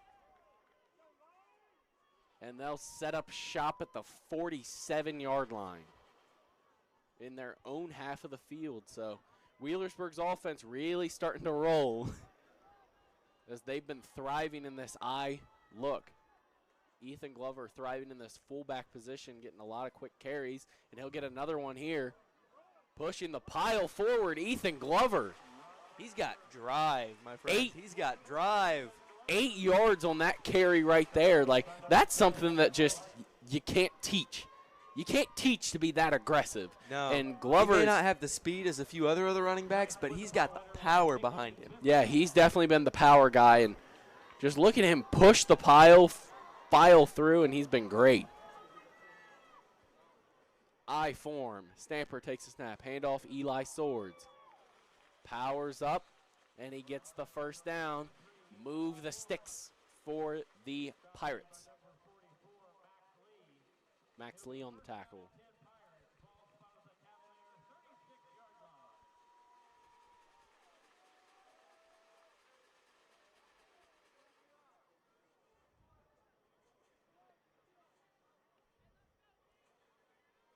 Pirates taking their time. Yeah, no need to rush. Up 4 points and looking to try and go up 2 scores here after this drive. Stamper takes the handoff give. Ethan Glover trying to push the pile forward, but 3 Cavaliers are stronger than him, so stronger than 1. And he will be stuffed for only a 2-yard carry. You said 3 Cavaliers are stronger than him. 3 Cavaliers may be stronger than a bunch of people. That's true. And having that force against you is just massive. A lot of switching as number 6, Josh Boggs, will check in the game here, so expect a power formation as there are a lot of running backs in there on the field. And they'll move Eli Swords down to a tight end position. Power T look. 3 in the backfield. Handoff Jake Darling to the left side. He will get a lot of yardage out of that one, bringing him within a yard of the first down marker. I mean, I was talking about this before the game. With the amount of rain that came down on this field, I mean, you knew it was going to be not normal for the Pirates to run their spread offense. And they've been doing a lot of power running here today, and it has been working. They've figured out how to go against the rain, and it's quite impressive. Continuing with it. Now the handoff, Carson Williams. He's trying to break it to the outside. Carson Williams cut it back, staying on his feet. Carson Williams will be tripped up at the 11-yard line, but it is a first down, Wheelersburg. And flags on the play. And it'll be a face mask against the Pirates. Got to think that was up front on one of the offensive linemen, and this will call it back. And they'll have to do third down again from the 55, it looks like. number 55 is who they got that on, Gabe Welch. And now here come the passing weapons out onto the field, as it's going to be 3rd and 17. Lattimore, Rumpfield, Dorr will check in the game here. So look for them to take a shot. Stamper sets up in the shotgun, and he will. Dropping back, looking. He's got to hurry. He's got a lot of pressure on him, looking for Lattimore through the hands, incomplete. That could have been big, especially with, the pressure he had on him. Look, I mean, Stamper didn't have a lot of time there. He had to just scramble out of there. And to be that accurate as a sophomore?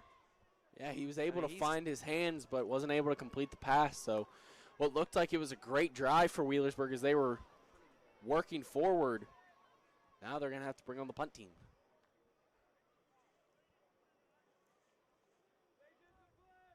They faked the last punt, didn't they? They did, but I'm sure Chillicothe is ready and prepared. They're ready for that. Yes, they're ready. And this deep on a 4th down, no reason to. Salmons end over end heading down towards the goal line. He's going to take a heavy bounce, and Lattimore can't keep it out. So it'll be a touchback. The Gunners were down there in time, but Lattimore wasn't able to keep his hands on it, so it'll be at the 20-yard line to start the drive.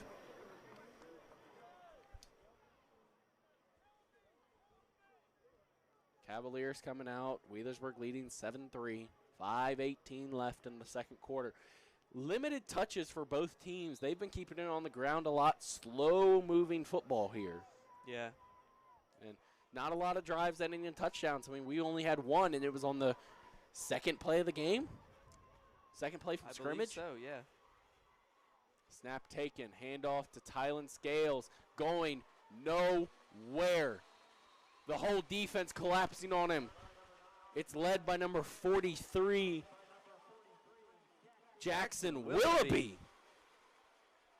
Jackson Willoughby on the tackle. Sophomore getting touches in on defense. The 5'8", 190 sophomore lining up on the defensive line, getting the stop. Nice job by Willoughby. Look at it. Lining up at that nose guard. That nose guard, interesting. It'll be him lining up in the middle there. Darling on the right. Boggs will line up on the left. Snap taken. Slinging it out to the right to Doss. Wrapped up, brought down by the Pirate defense. And it will bring up third down for the Cavaliers. I'll tell you what, they're making Chillicothe work for this game. Yes, and it looks like Doss is cramping again. This might be more. I'm not sure. He's slow to get up. We're going to take a break here as they'll bring on the team to check him out. Wheelersburg leads 7-3. You're watching Burg Sports Network.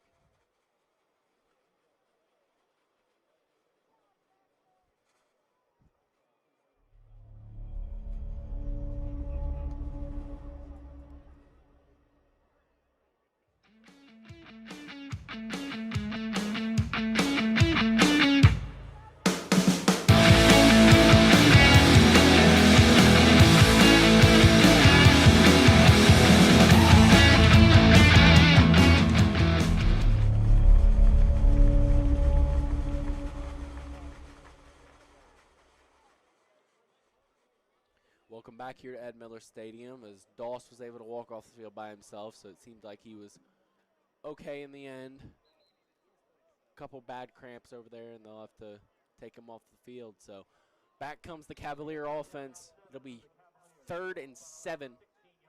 Ball spotted at the 24-yard line.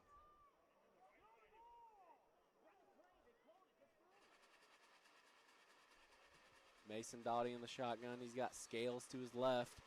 Whistles again. Let's see what we got going on now.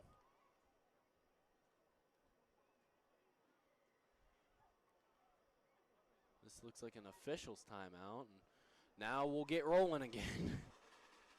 Setting up in the shotgun. Mason Doherty takes a snap. Rolling out right. Flings it over. Knocked away. Brock Brumfield was there to keep the pass from being completed. And it brings up 4th and 7. On comes the punt team for Chillicothe. And they'll send Casey Dorr back to return.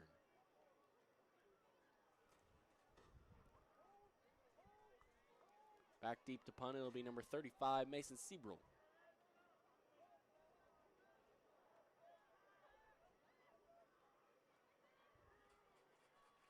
Snap, Seabrel will punt this away.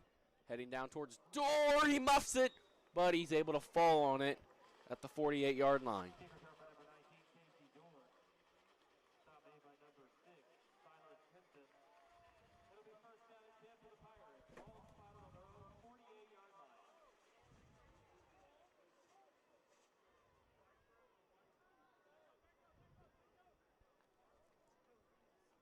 So the Pirate offense will return to the field. 3:59 left here in the third quarter. Pirates will come out with 3 wide receivers. Carson Williams in the backfield. Snap, and they'll give it to him. Carson Williams powering up, diving forward, gets some extra yardage. Tristan Wingo with another tackle for Chillicothe. And another fun last name. Same last name. Oh, is it? Oh, yes. I forgot. Still a very fun last name. And looks like the Pirates, they're going to make a switch here up on the offensive line. Number 65. Cole Estep will check in the game here at tackle. Holsinger will snap. He'll give it off now. Williams up the middle. Carson Williams, a good run, trying to stay on his feet, but he's not able to. Brought down.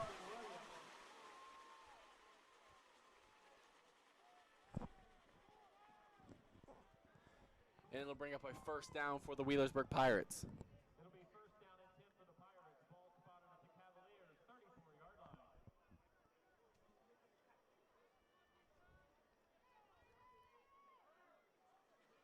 Wheelersburg, first and 10 from their own 34. From the Cavalier 34. Snap taken, they give it up the middle. Glover falling forward, and he'll gain a solid 5 yards on that carry. A solid 5 yards. I like the way you said that. I really like the way you said that. It'll be second down and 5 for the Pirates. Ball spotted at the Cavaliers, 29-yard line. Ball will be spotted at the 25-yard line now.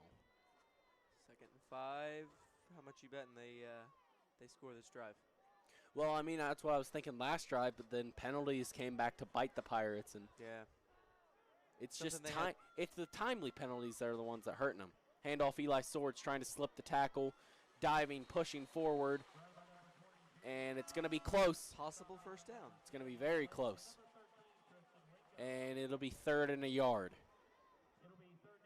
And they'll bring the big boys on the field. All you got to do is lay over the line. That's all you got to do. Pirates subbing a lot on this drive, consistently switching who's on the field. Also bringing out some different weapons. Yes, As far as Chillicothe there it is knows, again. could be bringing out a whole Darling, new team. Darling, Glover, Williams lining up. And it's a pass here. Stamper, a floater. And he can't find Eli Swords as it's knocked away. Incomplete, and it'll bring up 4th and 1. Oh. And there's a flag on the field. Late flag. See what we got. After a Chillicothe player asked for it, apparently they were waiting for someone to say something. And this might be unsportsmanlike conduct. I'm not sure. Dead ball. Yes, it will be a personal foul, unsportsmanlike against Chillicothe. And that's So- first down. Yeah, first down. That's costly. That is major. Yeah, you got to be careful when you're Chillicothe. And I understand he probably wasn't happy about the call No, there, not at all. or the no call. Yeah. Swords came diving across trying to get to the ball, and he wanted offensive pass interference. But nonetheless, it'll be 1st and 11. Oh, no, it'll be 1st and goal. So they'll be at the 10-yard line. 4 plays to get to Pater with 1:35 left. Stamper, he had a lot of pressure on him there when they faked that power look, and he kind of just flung it up there, and there were so many Cavalier bodies down there. That was a dangerous throw. He's got to be careful. And just like in the last drive, penalties killed the Pirates. They're going to kill the Cavaliers. Handoff Williams up the middle. He's not going to go much of anywhere and be brought down right there at the 10-yard or at the 11. And it'll be 2nd and 11 to go.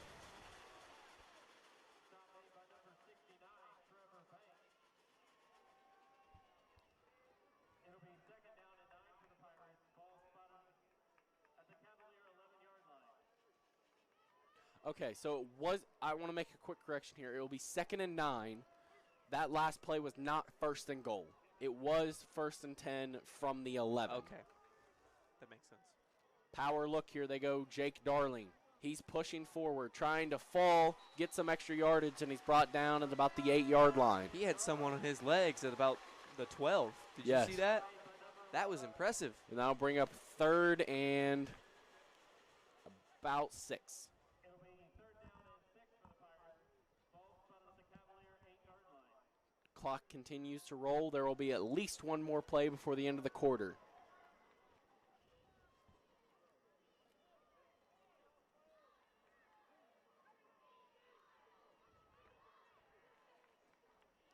Pirates waiting for the play call. They might have to call a timeout here, and they will.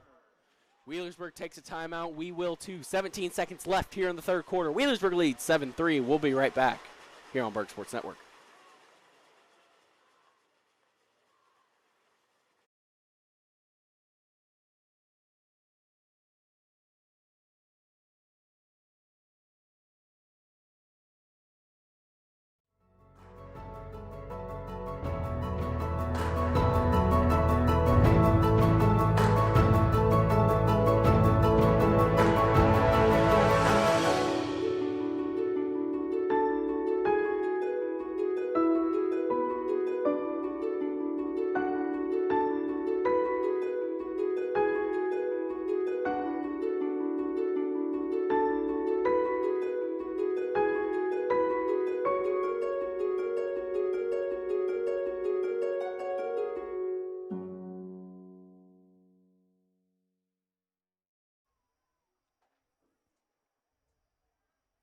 Seven 7-3 Wheelersburg leads, and they face a 3rd and 6 as they're trying to at least get that first down to keep the drive alive and put some points on the board here late in the 3rd quarter and go up 2 scores on the Cavaliers. Stamper will come out. He'll have Williams to his right, Glover out in front of him, 3 receivers to choose from. Lattimore in motion. Snap, handoff. Carson Williams has a lot of space, falling forward. Did he make it? Half a yard short. And it'll be 1st and goal on the half-yard line. Now this play will determine the rest of the game. Here come the big boys on the field, and it's just a matter of time now. But we'll have to wait to the 4th quarter for it. 7-3 Wheelersburg leads. We'll flip the field.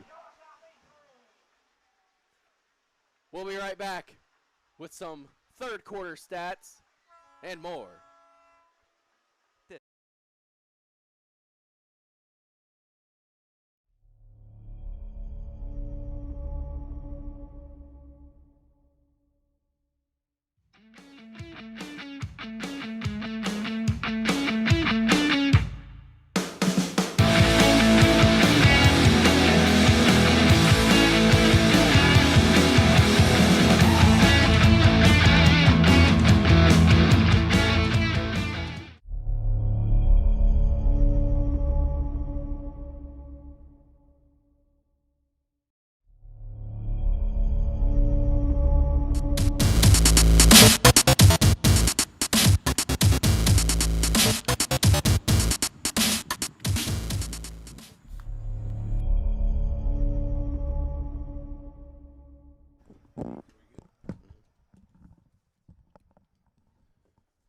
Welcome back here. Fourth quarter football as Wheelersburg sets up on the half-yard line. Looks like David's going to have to leave now. He has a cross-country meet tomorrow morning. We wish the best of luck to him. So Mr. Eaton's going to be here with me for the rest of the way.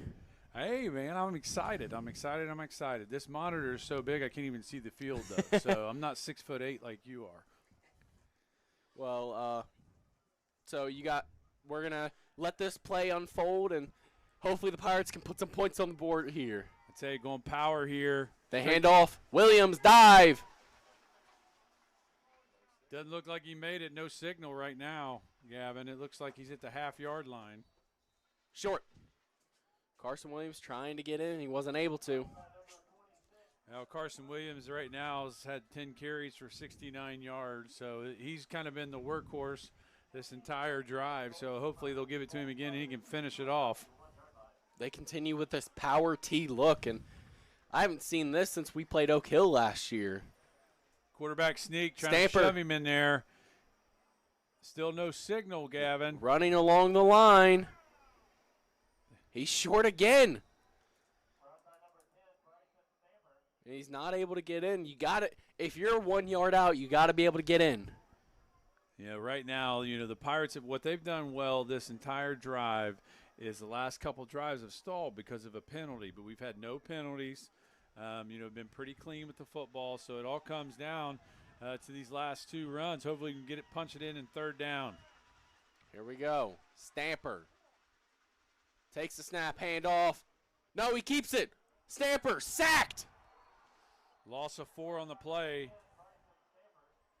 It was number 40, Isaac McCory, in the backfield to bring him down, and looks like they'll bring the field goal unit out. it was a busted play if I've ever seen one. It looked like it. It looked like Glover was supposed to get the handoff, or maybe just kind of a miscommunication there, maybe in the huddle. And the field goal team will come on. Braxton Salmon's a chance at redemption after he got blocked the last time. So we got a 24-yard field goal attempt here for Braxton Salmons. So if they block well, he'll make it. Hunter Thomas will put the ball down. He'll snap the door. Good hold. Kick up. Chip shot. It's good. Pirates by 7. And those points were definitely needed for the Pirates to put them up a touchdown. I want to comment on a couple stats here, though. Ethan Glover, he's got 8 carries for 95 yards and a touchdown. Carson Williams has got 10 carries for 69 yards. And then you got Eli Swords, who's the third workhorse of the group, 8 carries for 48 yards. So, again, the Pirates are keeping the ball on the ground, not much passing, and we do trying to make efficient passing. And I think what I've noticed this game is Wheelersburg is without 2 of their best weapons in Derek Lattimore and Josh Clark. And they have a lot of workhorse backs back there that they can rely on to get 3-4 yards a carry. So they decided to just fully commit to it. Guys like Swords, Williams, Glover, and even the sophomore Jake Darling has stepped up huge this game with a couple big carries. A lot of people have carried the football. Right now we've got 6 different guys that have carried the football. So, it's been evenly spread, really. 10 carries for one, 8 and 8 for the other, and then Darling's got 5 carries, so pretty spread out. End over end, he muffs it on the 1 yard line, slips and falls, and he's going to be down way deep. 2 yard line. Looks like he put his knee down. He slid on the turf. Can't really it's hard to give the Pirates the credit for that, but, man, you'll take a play like that in a game like this. Well, it's a field position ball game for sure. So them having to go 98 yards to score a touchdown, will be quite difficult considering their last 2 drives. Chillicothe only went 11 yards the first drive out of the second half, and then -4 the next drive. So, they've their average drive at this point is about 18 yards per drive. So, we got to make them use the length of the field. Yeah, they're going to have to really focus in here. They're down 7, not out of this game by any means. 9:58 left here. But if there's ever a drive to get some points on, now look, they're going to spread the field. Receivers on both sides. Doherty takes the snap. Handoff Scales. Ooh, he's brought down. Safety. Is it a safety? Oh, just Wheelersburg wants it. The 1. And he's brought down inside the 1. You know, Scales so far has carried the football 19 times for 64 yards. So he's, you know, they're pretty much giving it to him 70% of the time. Half-yard line.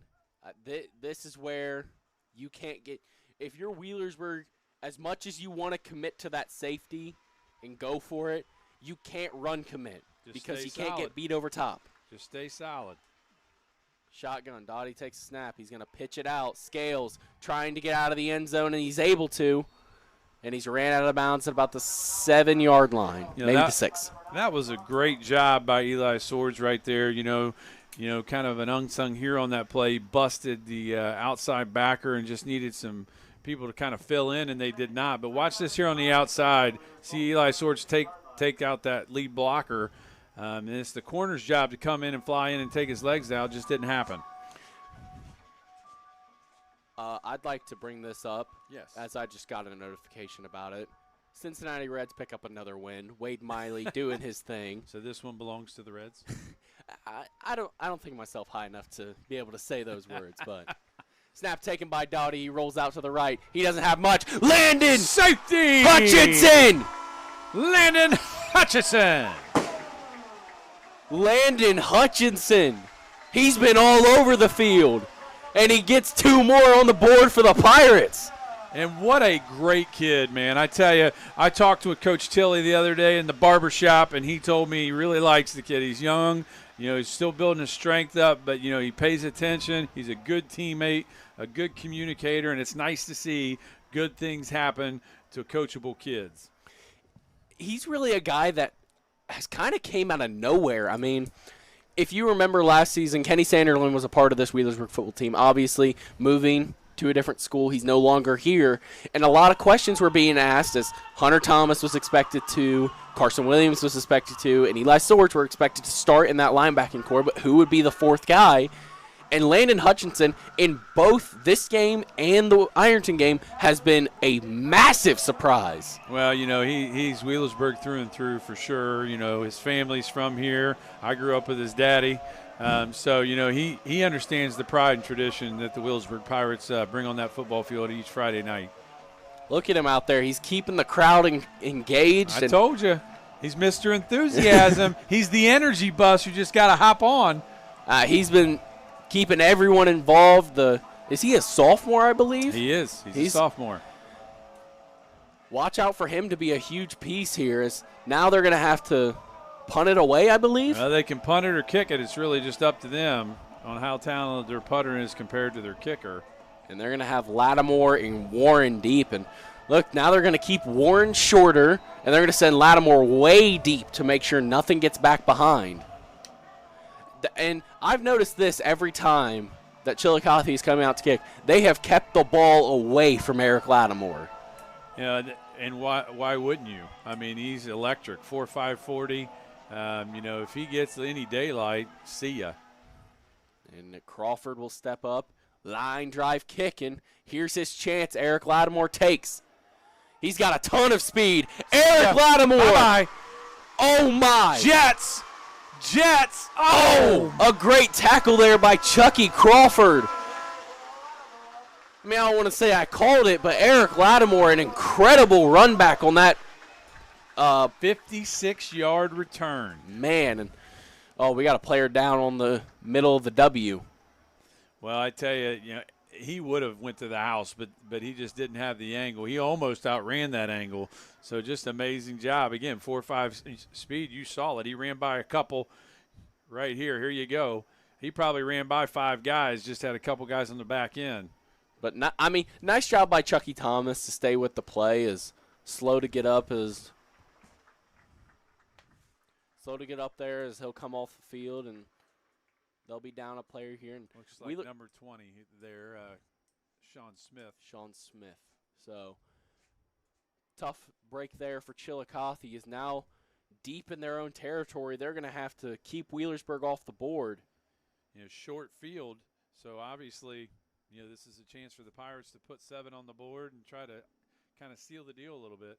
Absolutely. And I mean, you didn't get the touchdown, which is unfortunate. However, you got the field goal, and the safety. So there's 5 points, and now you have another chance to find the end zone. It's just the question of patience. I mean, I feel like it was just a minute ago, football time, that I was telling you how Chillicothe just had to stay composed, make sure they stay in this game, and you saw their junior quarterback, Mason Doherty, had a bit of a panic back there, and it cost him, and he was brought down for a safety. Carson Williams, he's going to create some space on the right side, staying on his feet, but there's a flag in the backfield. I think it's a holding, possibly on Eric Lattimore there, maybe a block in the back. Yeah, holding on Eric there. You know, the last 3 drives, the Cavaliers, have really stunted their growth here. Only 11 on the drive out of second half. They were -4 on that second drive in the second half, and then the last one was -2 for a safety. But it all started on the kick returner hitting his knee on the 2-yard line and putting them in really bad field position. But any game like this where both teams run the ball a lot, it comes down to penalties and field position and how you win third down. And so far, again, that last drive we had no penalties, very few negative yards. So, this is the same thing. We just had a penalty, so hopefully we can overcome it. First and forever for the Pirates. Takes snap, handoff, Eric Lattimore. I think a lot with right here, Lattimore being wrapped up. It's a lot with him tonight. What I've noticed is he struggled to get north and south instead of running east and west. Well, he's had 2 attempts. So he's had 2 attempts, and both of them been that jet sweep action. So, and it's obvious that they've prepped for that. So, they did. I don't think they prepped for the I formation, full house backfield. Yeah. When's the last time we did that for a full game? So, I mean, you might have to go talk to Coach Miller. Coach Miller, you might have to go talk to him to see what we got going on. 2nd and 24. Stamper will fire, and he's got Brock Brumfield. He's brought down just inside the 20. And that's something you want to see from your sophomore quarterback, being able to drop back, take a look downfield, look a receiver off, and make a composed throw to his check down route there. And again, you have basically that penalty just kind of put us in a bad spot there. So now you have 3rd and long. 3rd and 12. And when you're kind of a ball control team like we are tonight, you just can't have those kind of penalties. But if we stay out of those downs, we get 5, 4, 6 yards per carry, we can get first downs. Looks like they might be trying to set Salmons up here. And Glover is going to sneak away. Ethan Glover might maybe eat my words. Diving down inside. And he's got the first down. Wow. And Ethan Glover just eclipsed the 100-yard mark on the night. 9 carries, 110 yards, and a touchdown. So he's had a fantastic night. He's always ran hard, though. I mean, he's kind of a moose out there. Yeah, and, I mean, guys that come to mind at this moment are Ethan Glover, Landon Hutchinson, and maybe you could throw Swords and Williams. Swords, Williams. Maybe you could even throw Casey Dorr in there because he's had some big tackles. As they get this, they'll go to Glover. He might get his second one, and he's going to be stuffed. They're just not well blocked there on the edge. But, again, Ethan Glover's been a workhorse for sure, and Williams and Swords. Those 3 have been fantastic. And I would throw Darling in there as well. Yeah, it's been a definite run by committee tonight. And so many talented running backs Wheelersburg has, and they've just been trying to use them all as they bring on the power set again. I formation. Stamper takes the snap. Handoff, Carson Williams. He'll get himself 6. And the Pirates lead by 3 scores. And Carson Williams didn't get the benefit of the last drive, but he did on this one. Yes, he was able to power it up, and he's going to leave no doubt about it as he's able to get in and score. And you can put a bow on this one. Yes. I think it's pretty much a Dunkirk as long as we take care of the football from this point on.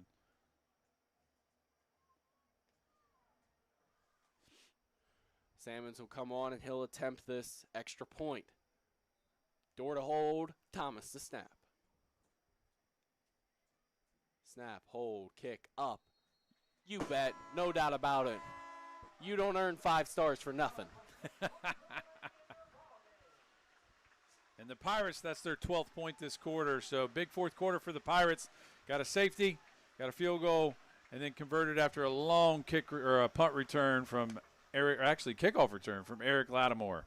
And now the special teams unit come. I mean, arguably, maybe the MVP of this game is the special teams unit because they've created so many big plays to set Wheelersburg up tonight. Well, nobody likes to give credit where credit's due, which is the Hogs. The Hogs inside. And, when you've done a good job of rushing the football, you can't do that unless you have good blocking. So I think right now if I were to pick an MVP, it would be the offensive line and the running back core.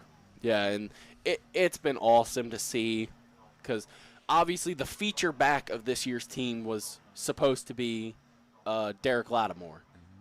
He was a guy that a lot of hype was surrounding him coming into this season. He isn't playing tonight, so they had to bring someone in to fill the load, and why not spread it out and really make Chillicothe adjust to a couple different styles of running the football. It's been a lot of power sets, and you can tell that was the game plan coming in, and they've executed well. Salmons will kick it deep. Thomas will bring it in, but it'll be a touchback. And something I want to point out real quick about Chillicothe, what they're going to be doing here, it's desperation time. And with a guy like Mason Doherty, you got to be careful because he can beat you over top.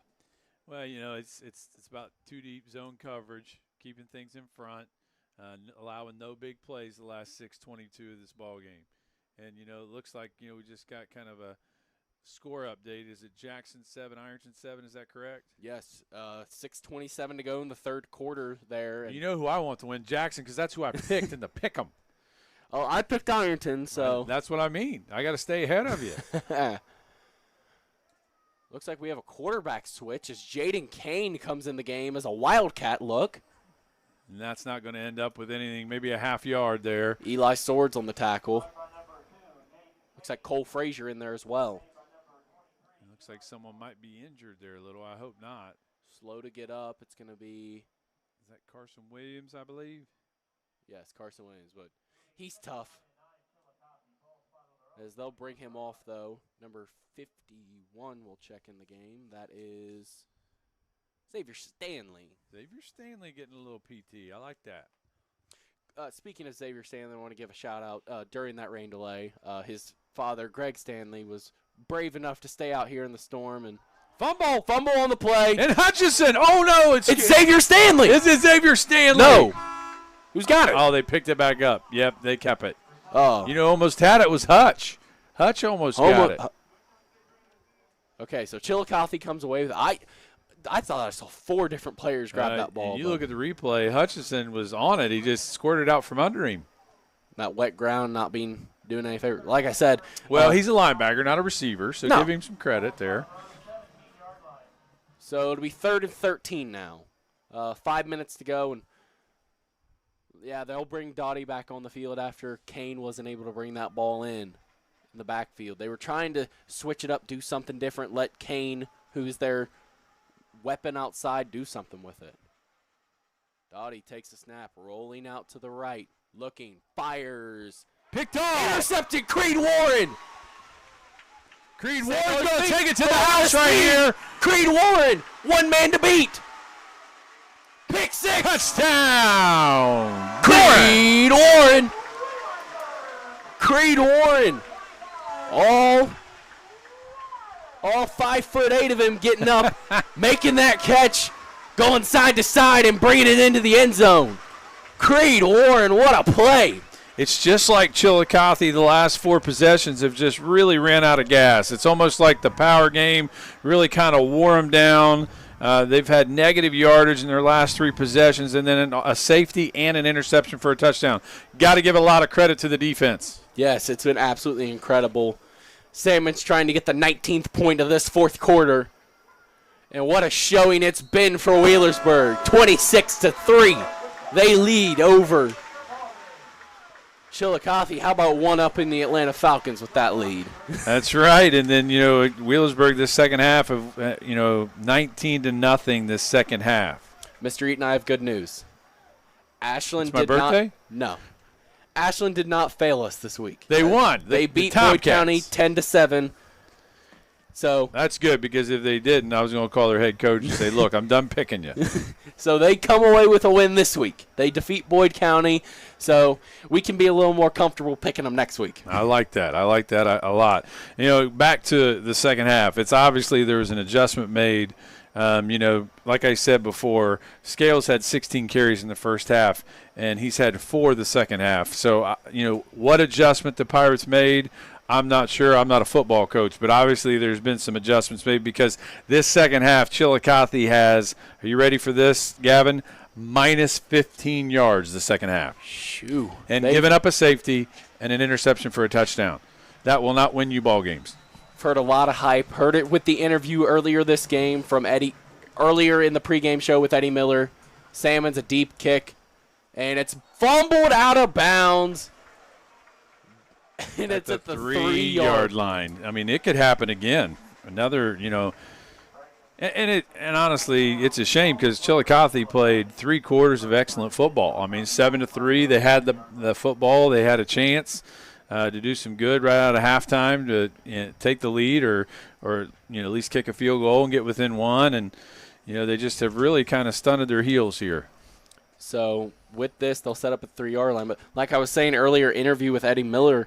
He had a ton of praise for this Pirate defense, and he said it was a tough game last week for them, and it started to get away from them with the injuries that they had throughout the game. But being able to come together as a unit here. Obviously, you're exactly right, and Eddie knew something that I didn't know. I was too busy being a principal. They take a run here, and they'll get a couple yards on it. Jaden Kane on the carry, and he'll be brought down at about the 5-yard line. 2-yard gain there. Luke Swords on the tackle. Getting some subs in there. That's great. Good for Luke, getting a little tackle there. So they'll stick with it. I mean, they're just trying to do something here. Looks like they made a switch here. Number 17, Aaron Valentine checks in the game. He was the one to bring the play call in. But it'll be Jaden Kane in the backfield to take the snap. The Wildcat formation. He takes it running hard, and he'll get to about the 6-yard line. 1-yard gain for Kane there. 3:45 remaining. Wheelersburg up 26-3. Clock continues to roll, and I'm wondering what this means. Is still 7-7 at Ironton, by the way. 2:30 to go there in the third quarter. Looks like Ironton's got the football. Is that correct? Yes. On their 40-yard line. So, Chillicothe coming out here in 3rd and long. They set it up. Jaden Kane in the shotgun. He's rolling out. He's looking to pass, firing deep downfield. Knocked down by Brock Bumpfield, incomplete. And it'll bring up 4th down, and that'll stop the clock. And I want to bring this up. If Wheelersburg were to score another touchdown, which I don't know if they will if they get the ball back, unless they return this punt. Mm-hmm. If you remember in the pregame show when we did our pick'em, Eddie Miller predicted running clock. It won't be a running clock, and I'll tell you why. Because Coach Wilbert's a classy individual, and if it is a running clock, it's because we run it in, but we're not going to throw it the rest of the game. I can guarantee you that. The only way that this happens, I think, is block punt recovery or Casey Dorr runs this back. Well, Coach Wilbert has too much class for the game, and it's not, and so does Coach Pryor from Chillicothe. If it was the tails were flipped, it wouldn't happen. I think it'll end 26-3. Would be my guess. As Chillicothe will take a timeout. You got to give credit where credit's due. And then this last drive, Chillicothe went 3 and out and only gained 3 yards on the drive. And they're going to punt here. So, you got to get a lot of credit to the Wheelersburg defense. Got to give a lot of credit to the rushing yardage. We had 20 carries for 151 yards in the first half. Had another 74 in the second half. So we'll end, with over 250 yards of rushing or roughly thereof. Ball control kind of game. Let your defense do the talking. Ground and pound kind of deal. Got to give Ethan Glover kind of. If I was given a player of the game, he would be mine as far on offense. 10 carries, 111 yards, and a touchdown. So, again, the game plan coming in was ball control, take care of the football, no turnovers, limit penalties, and let your defense do the talking. And I would say, check on all three of those. You gave an offensive player of the game. I'll give a defensive player of the game, and I think it's fairly obvious. Landon Hutchinson had himself a game to remember. Well, good for him. Good for him to get that safety. I'm sure he'll be jacked up when he gets home tonight. Casey Dorr will call the fair catch, and Pirates will bring it up. You're not going to give Creed Warren a little love for an interception? I will give touchdown? him that. Creed Warren made one heck of a play, probably the best play he's had at the high school level so far, and he stepped up big. He doesn't usually normally start at that cornerback position, but like I said, Josh Clark not playing tonight.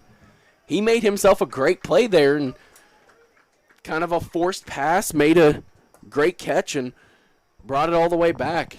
Hutchinson in the backfield now, and might Luke Swords in the backfield. Might give him a carry, and they will. And Hutchinson, he's swarmed, brought down, and that'll be a loss of a yard there. And it's exactly what I thought would happen. They're going to run the ball up the middle, and if they don't get a first down, they'll punt. And that's the way it should be. Both teams have played hard, and you don't need another 7 points. Just don't need to risk injury. Well, not only that, but it kind of disgraces the game. I always can't stand it when people try to score late when they're up, by any amount, to be honest. Just end the game, and everybody goes away injury-free, and you go on to next Friday. Absolutely. Speaking of next Friday, we'll be back here at Ed Miller Stadium. We'll be taking on the Russell Red Devils as Lattimore takes the carry. He's trying to stay on his feet, brought down at about the 39-yard line. So we'll be back next week against the... What is the score of the Russell Raceland game? I'd say that's probably had a lightning delay as well, I would say. I'd imagine. Because Raceland had a big win against the Tomcats last week. So that should be interesting. Another rivalry game there for Russell and Raceland. I'll see if I can get an update on that one. As Pirates, they'll come back out 3rd and long. And, hey, Jackson Willoughby's lining up in the backfield here. He might get himself a carry. Snap taken. They'll hand it off. Jackson Willoughby, he'll get his first carry of the game. Flag on the play. And that'll stop the clock, I believe. Yes, stops the clock. Got 1:27 to play. Try to find some scores and updates here for you while Gavin's calling the game here. You go solo for a minute. Let me see what I can find. So it'll be a penalty against the Pirates. It'll be holding. So it'll drop them back 10 yards, and they'll do 3rd down all over again with 1:27 left to go. Wheelersburg did a great job to finish this game off. Really came out in the 4th quarter and put it away. It was 7-3 when we started, and all of a sudden they blew it wide open with this absolute amazing 4th quarter. So am I reading that score correctly? I don't know if Portsmouth's playing Portsmouth West tonight. Is that true? That's what I believe. I thought they were playing yesterday, but if this goes true, it's Portsmouth's up 5-2 in the 3rd quarter, which is interesting. I don't know if that's true or not. I don't Piketon up big versus Wellston, and I picked Piketon. What'd you pick? I did too. I picked Piketon. Waverly up 14 against the Johnnies. I picked Waverly. How about you? I picked Waverly. So far so good in the pick'em contests. Let's keep looking, and we'll find some more scores. It looks like the clock will run out here pretty soon. It looks like the Pirates are going to have to run one more play here on 4th down. Fairland beat the Oaks 55-7, and I picked Fairland, and so did you. So far we're 3-0. The Aces beat the Shermans 30-3. I picked the Aces. I did as well. I picked Amanda. I tell you what, 4-0 right now. I'm feeling good about my picks this week, Gavin. Clock will tick down. Looks like the Pirates, they're going to take the delay of game. So honestly, Ironton Jackson, you picked who? I went with Ironton. And I went with Jackson, so that could be the difference maker. That might be the decider.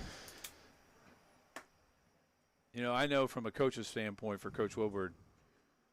Russell and Raceland will be playing tomorrow night. Oh, okay.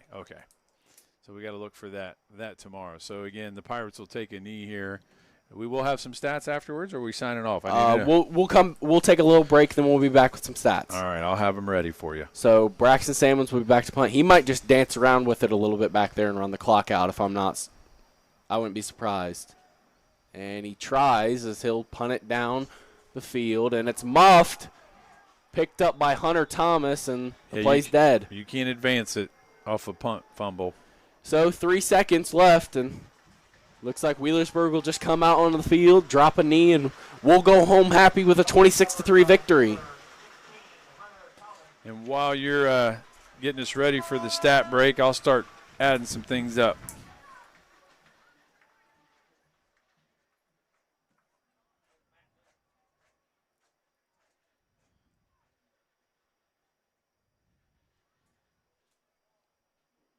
So it will be Stamper. He'll get up under center, and looks like Wheelersburg's just trying to tell anyone who can to run out on the field and do it, but just fill the void. And it'll be a delay of game as Wheelersburg. Oh no, offsides. Someone lined up offsides, and Well, I can give some stats right now if you want me to, or if you want to wait. It's up to you. You're running the show. I'm just. Penalty's going to be declined.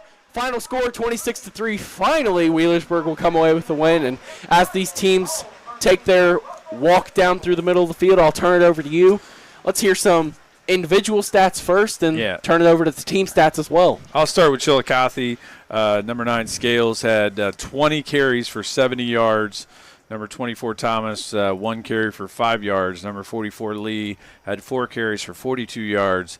And the quarterback had 3 carries minus 9 yards. He also threw for 3 for 7 for 31 yards. Number 27, let me look at his name here, Doss, had all 3 catches for 31 yards.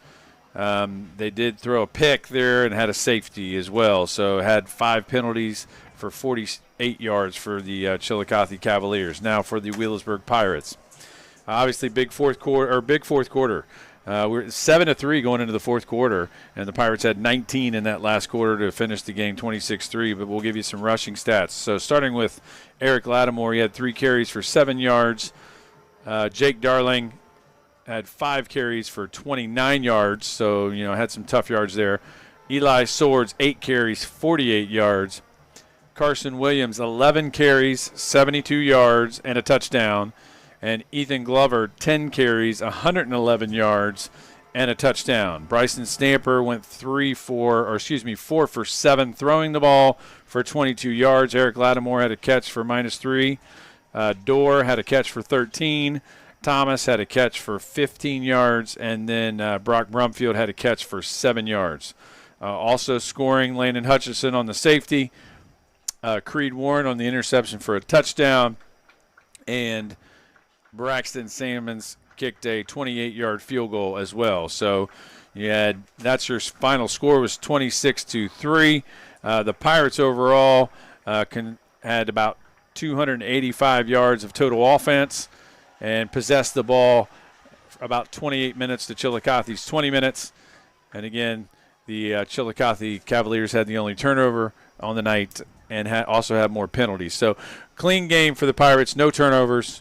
Efficient on the ground. Defense played outstanding the entire game and really kind of pinned their heels back there in the second half. And Chillicothe had 2 positive possessions the second half. One was only 11 yards and a punt, and the other one was 3 yards and a punt. So that was their best 2 drives in the second half. So there's your kind of stat wrap-up. Yeah, it's a tough game if you're Chillicothe, and kind of felt like they were in this game for so long, and it just got out of hand so fast for them in this fourth quarter. Wheelersburg's defense played absolutely phenomenal closing this game out.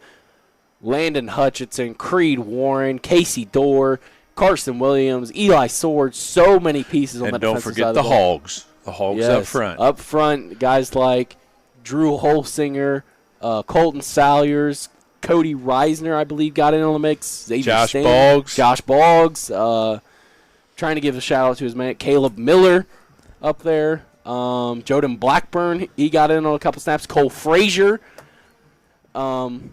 did a great job up there, but And I think team win. And I think moving forward, just looking at how we executed the game plan, it's as simple as this. I think this is who we are. I really do. We're young, and we've got to keep it kind of simple, if you will, and just execute, take care of the ball, limit the turnovers and the penalties, and I think we'll be fine. Pirates to 1-1 on the season. Chillicothe falls to 0-2. We'll be back next week when they take on Russell in their Week 3 matchup. I'm Gavin Race. I'm Brent Eaton, filling in for Downtown Brown. You've been watching Burg Sports Network. We'll see you next week.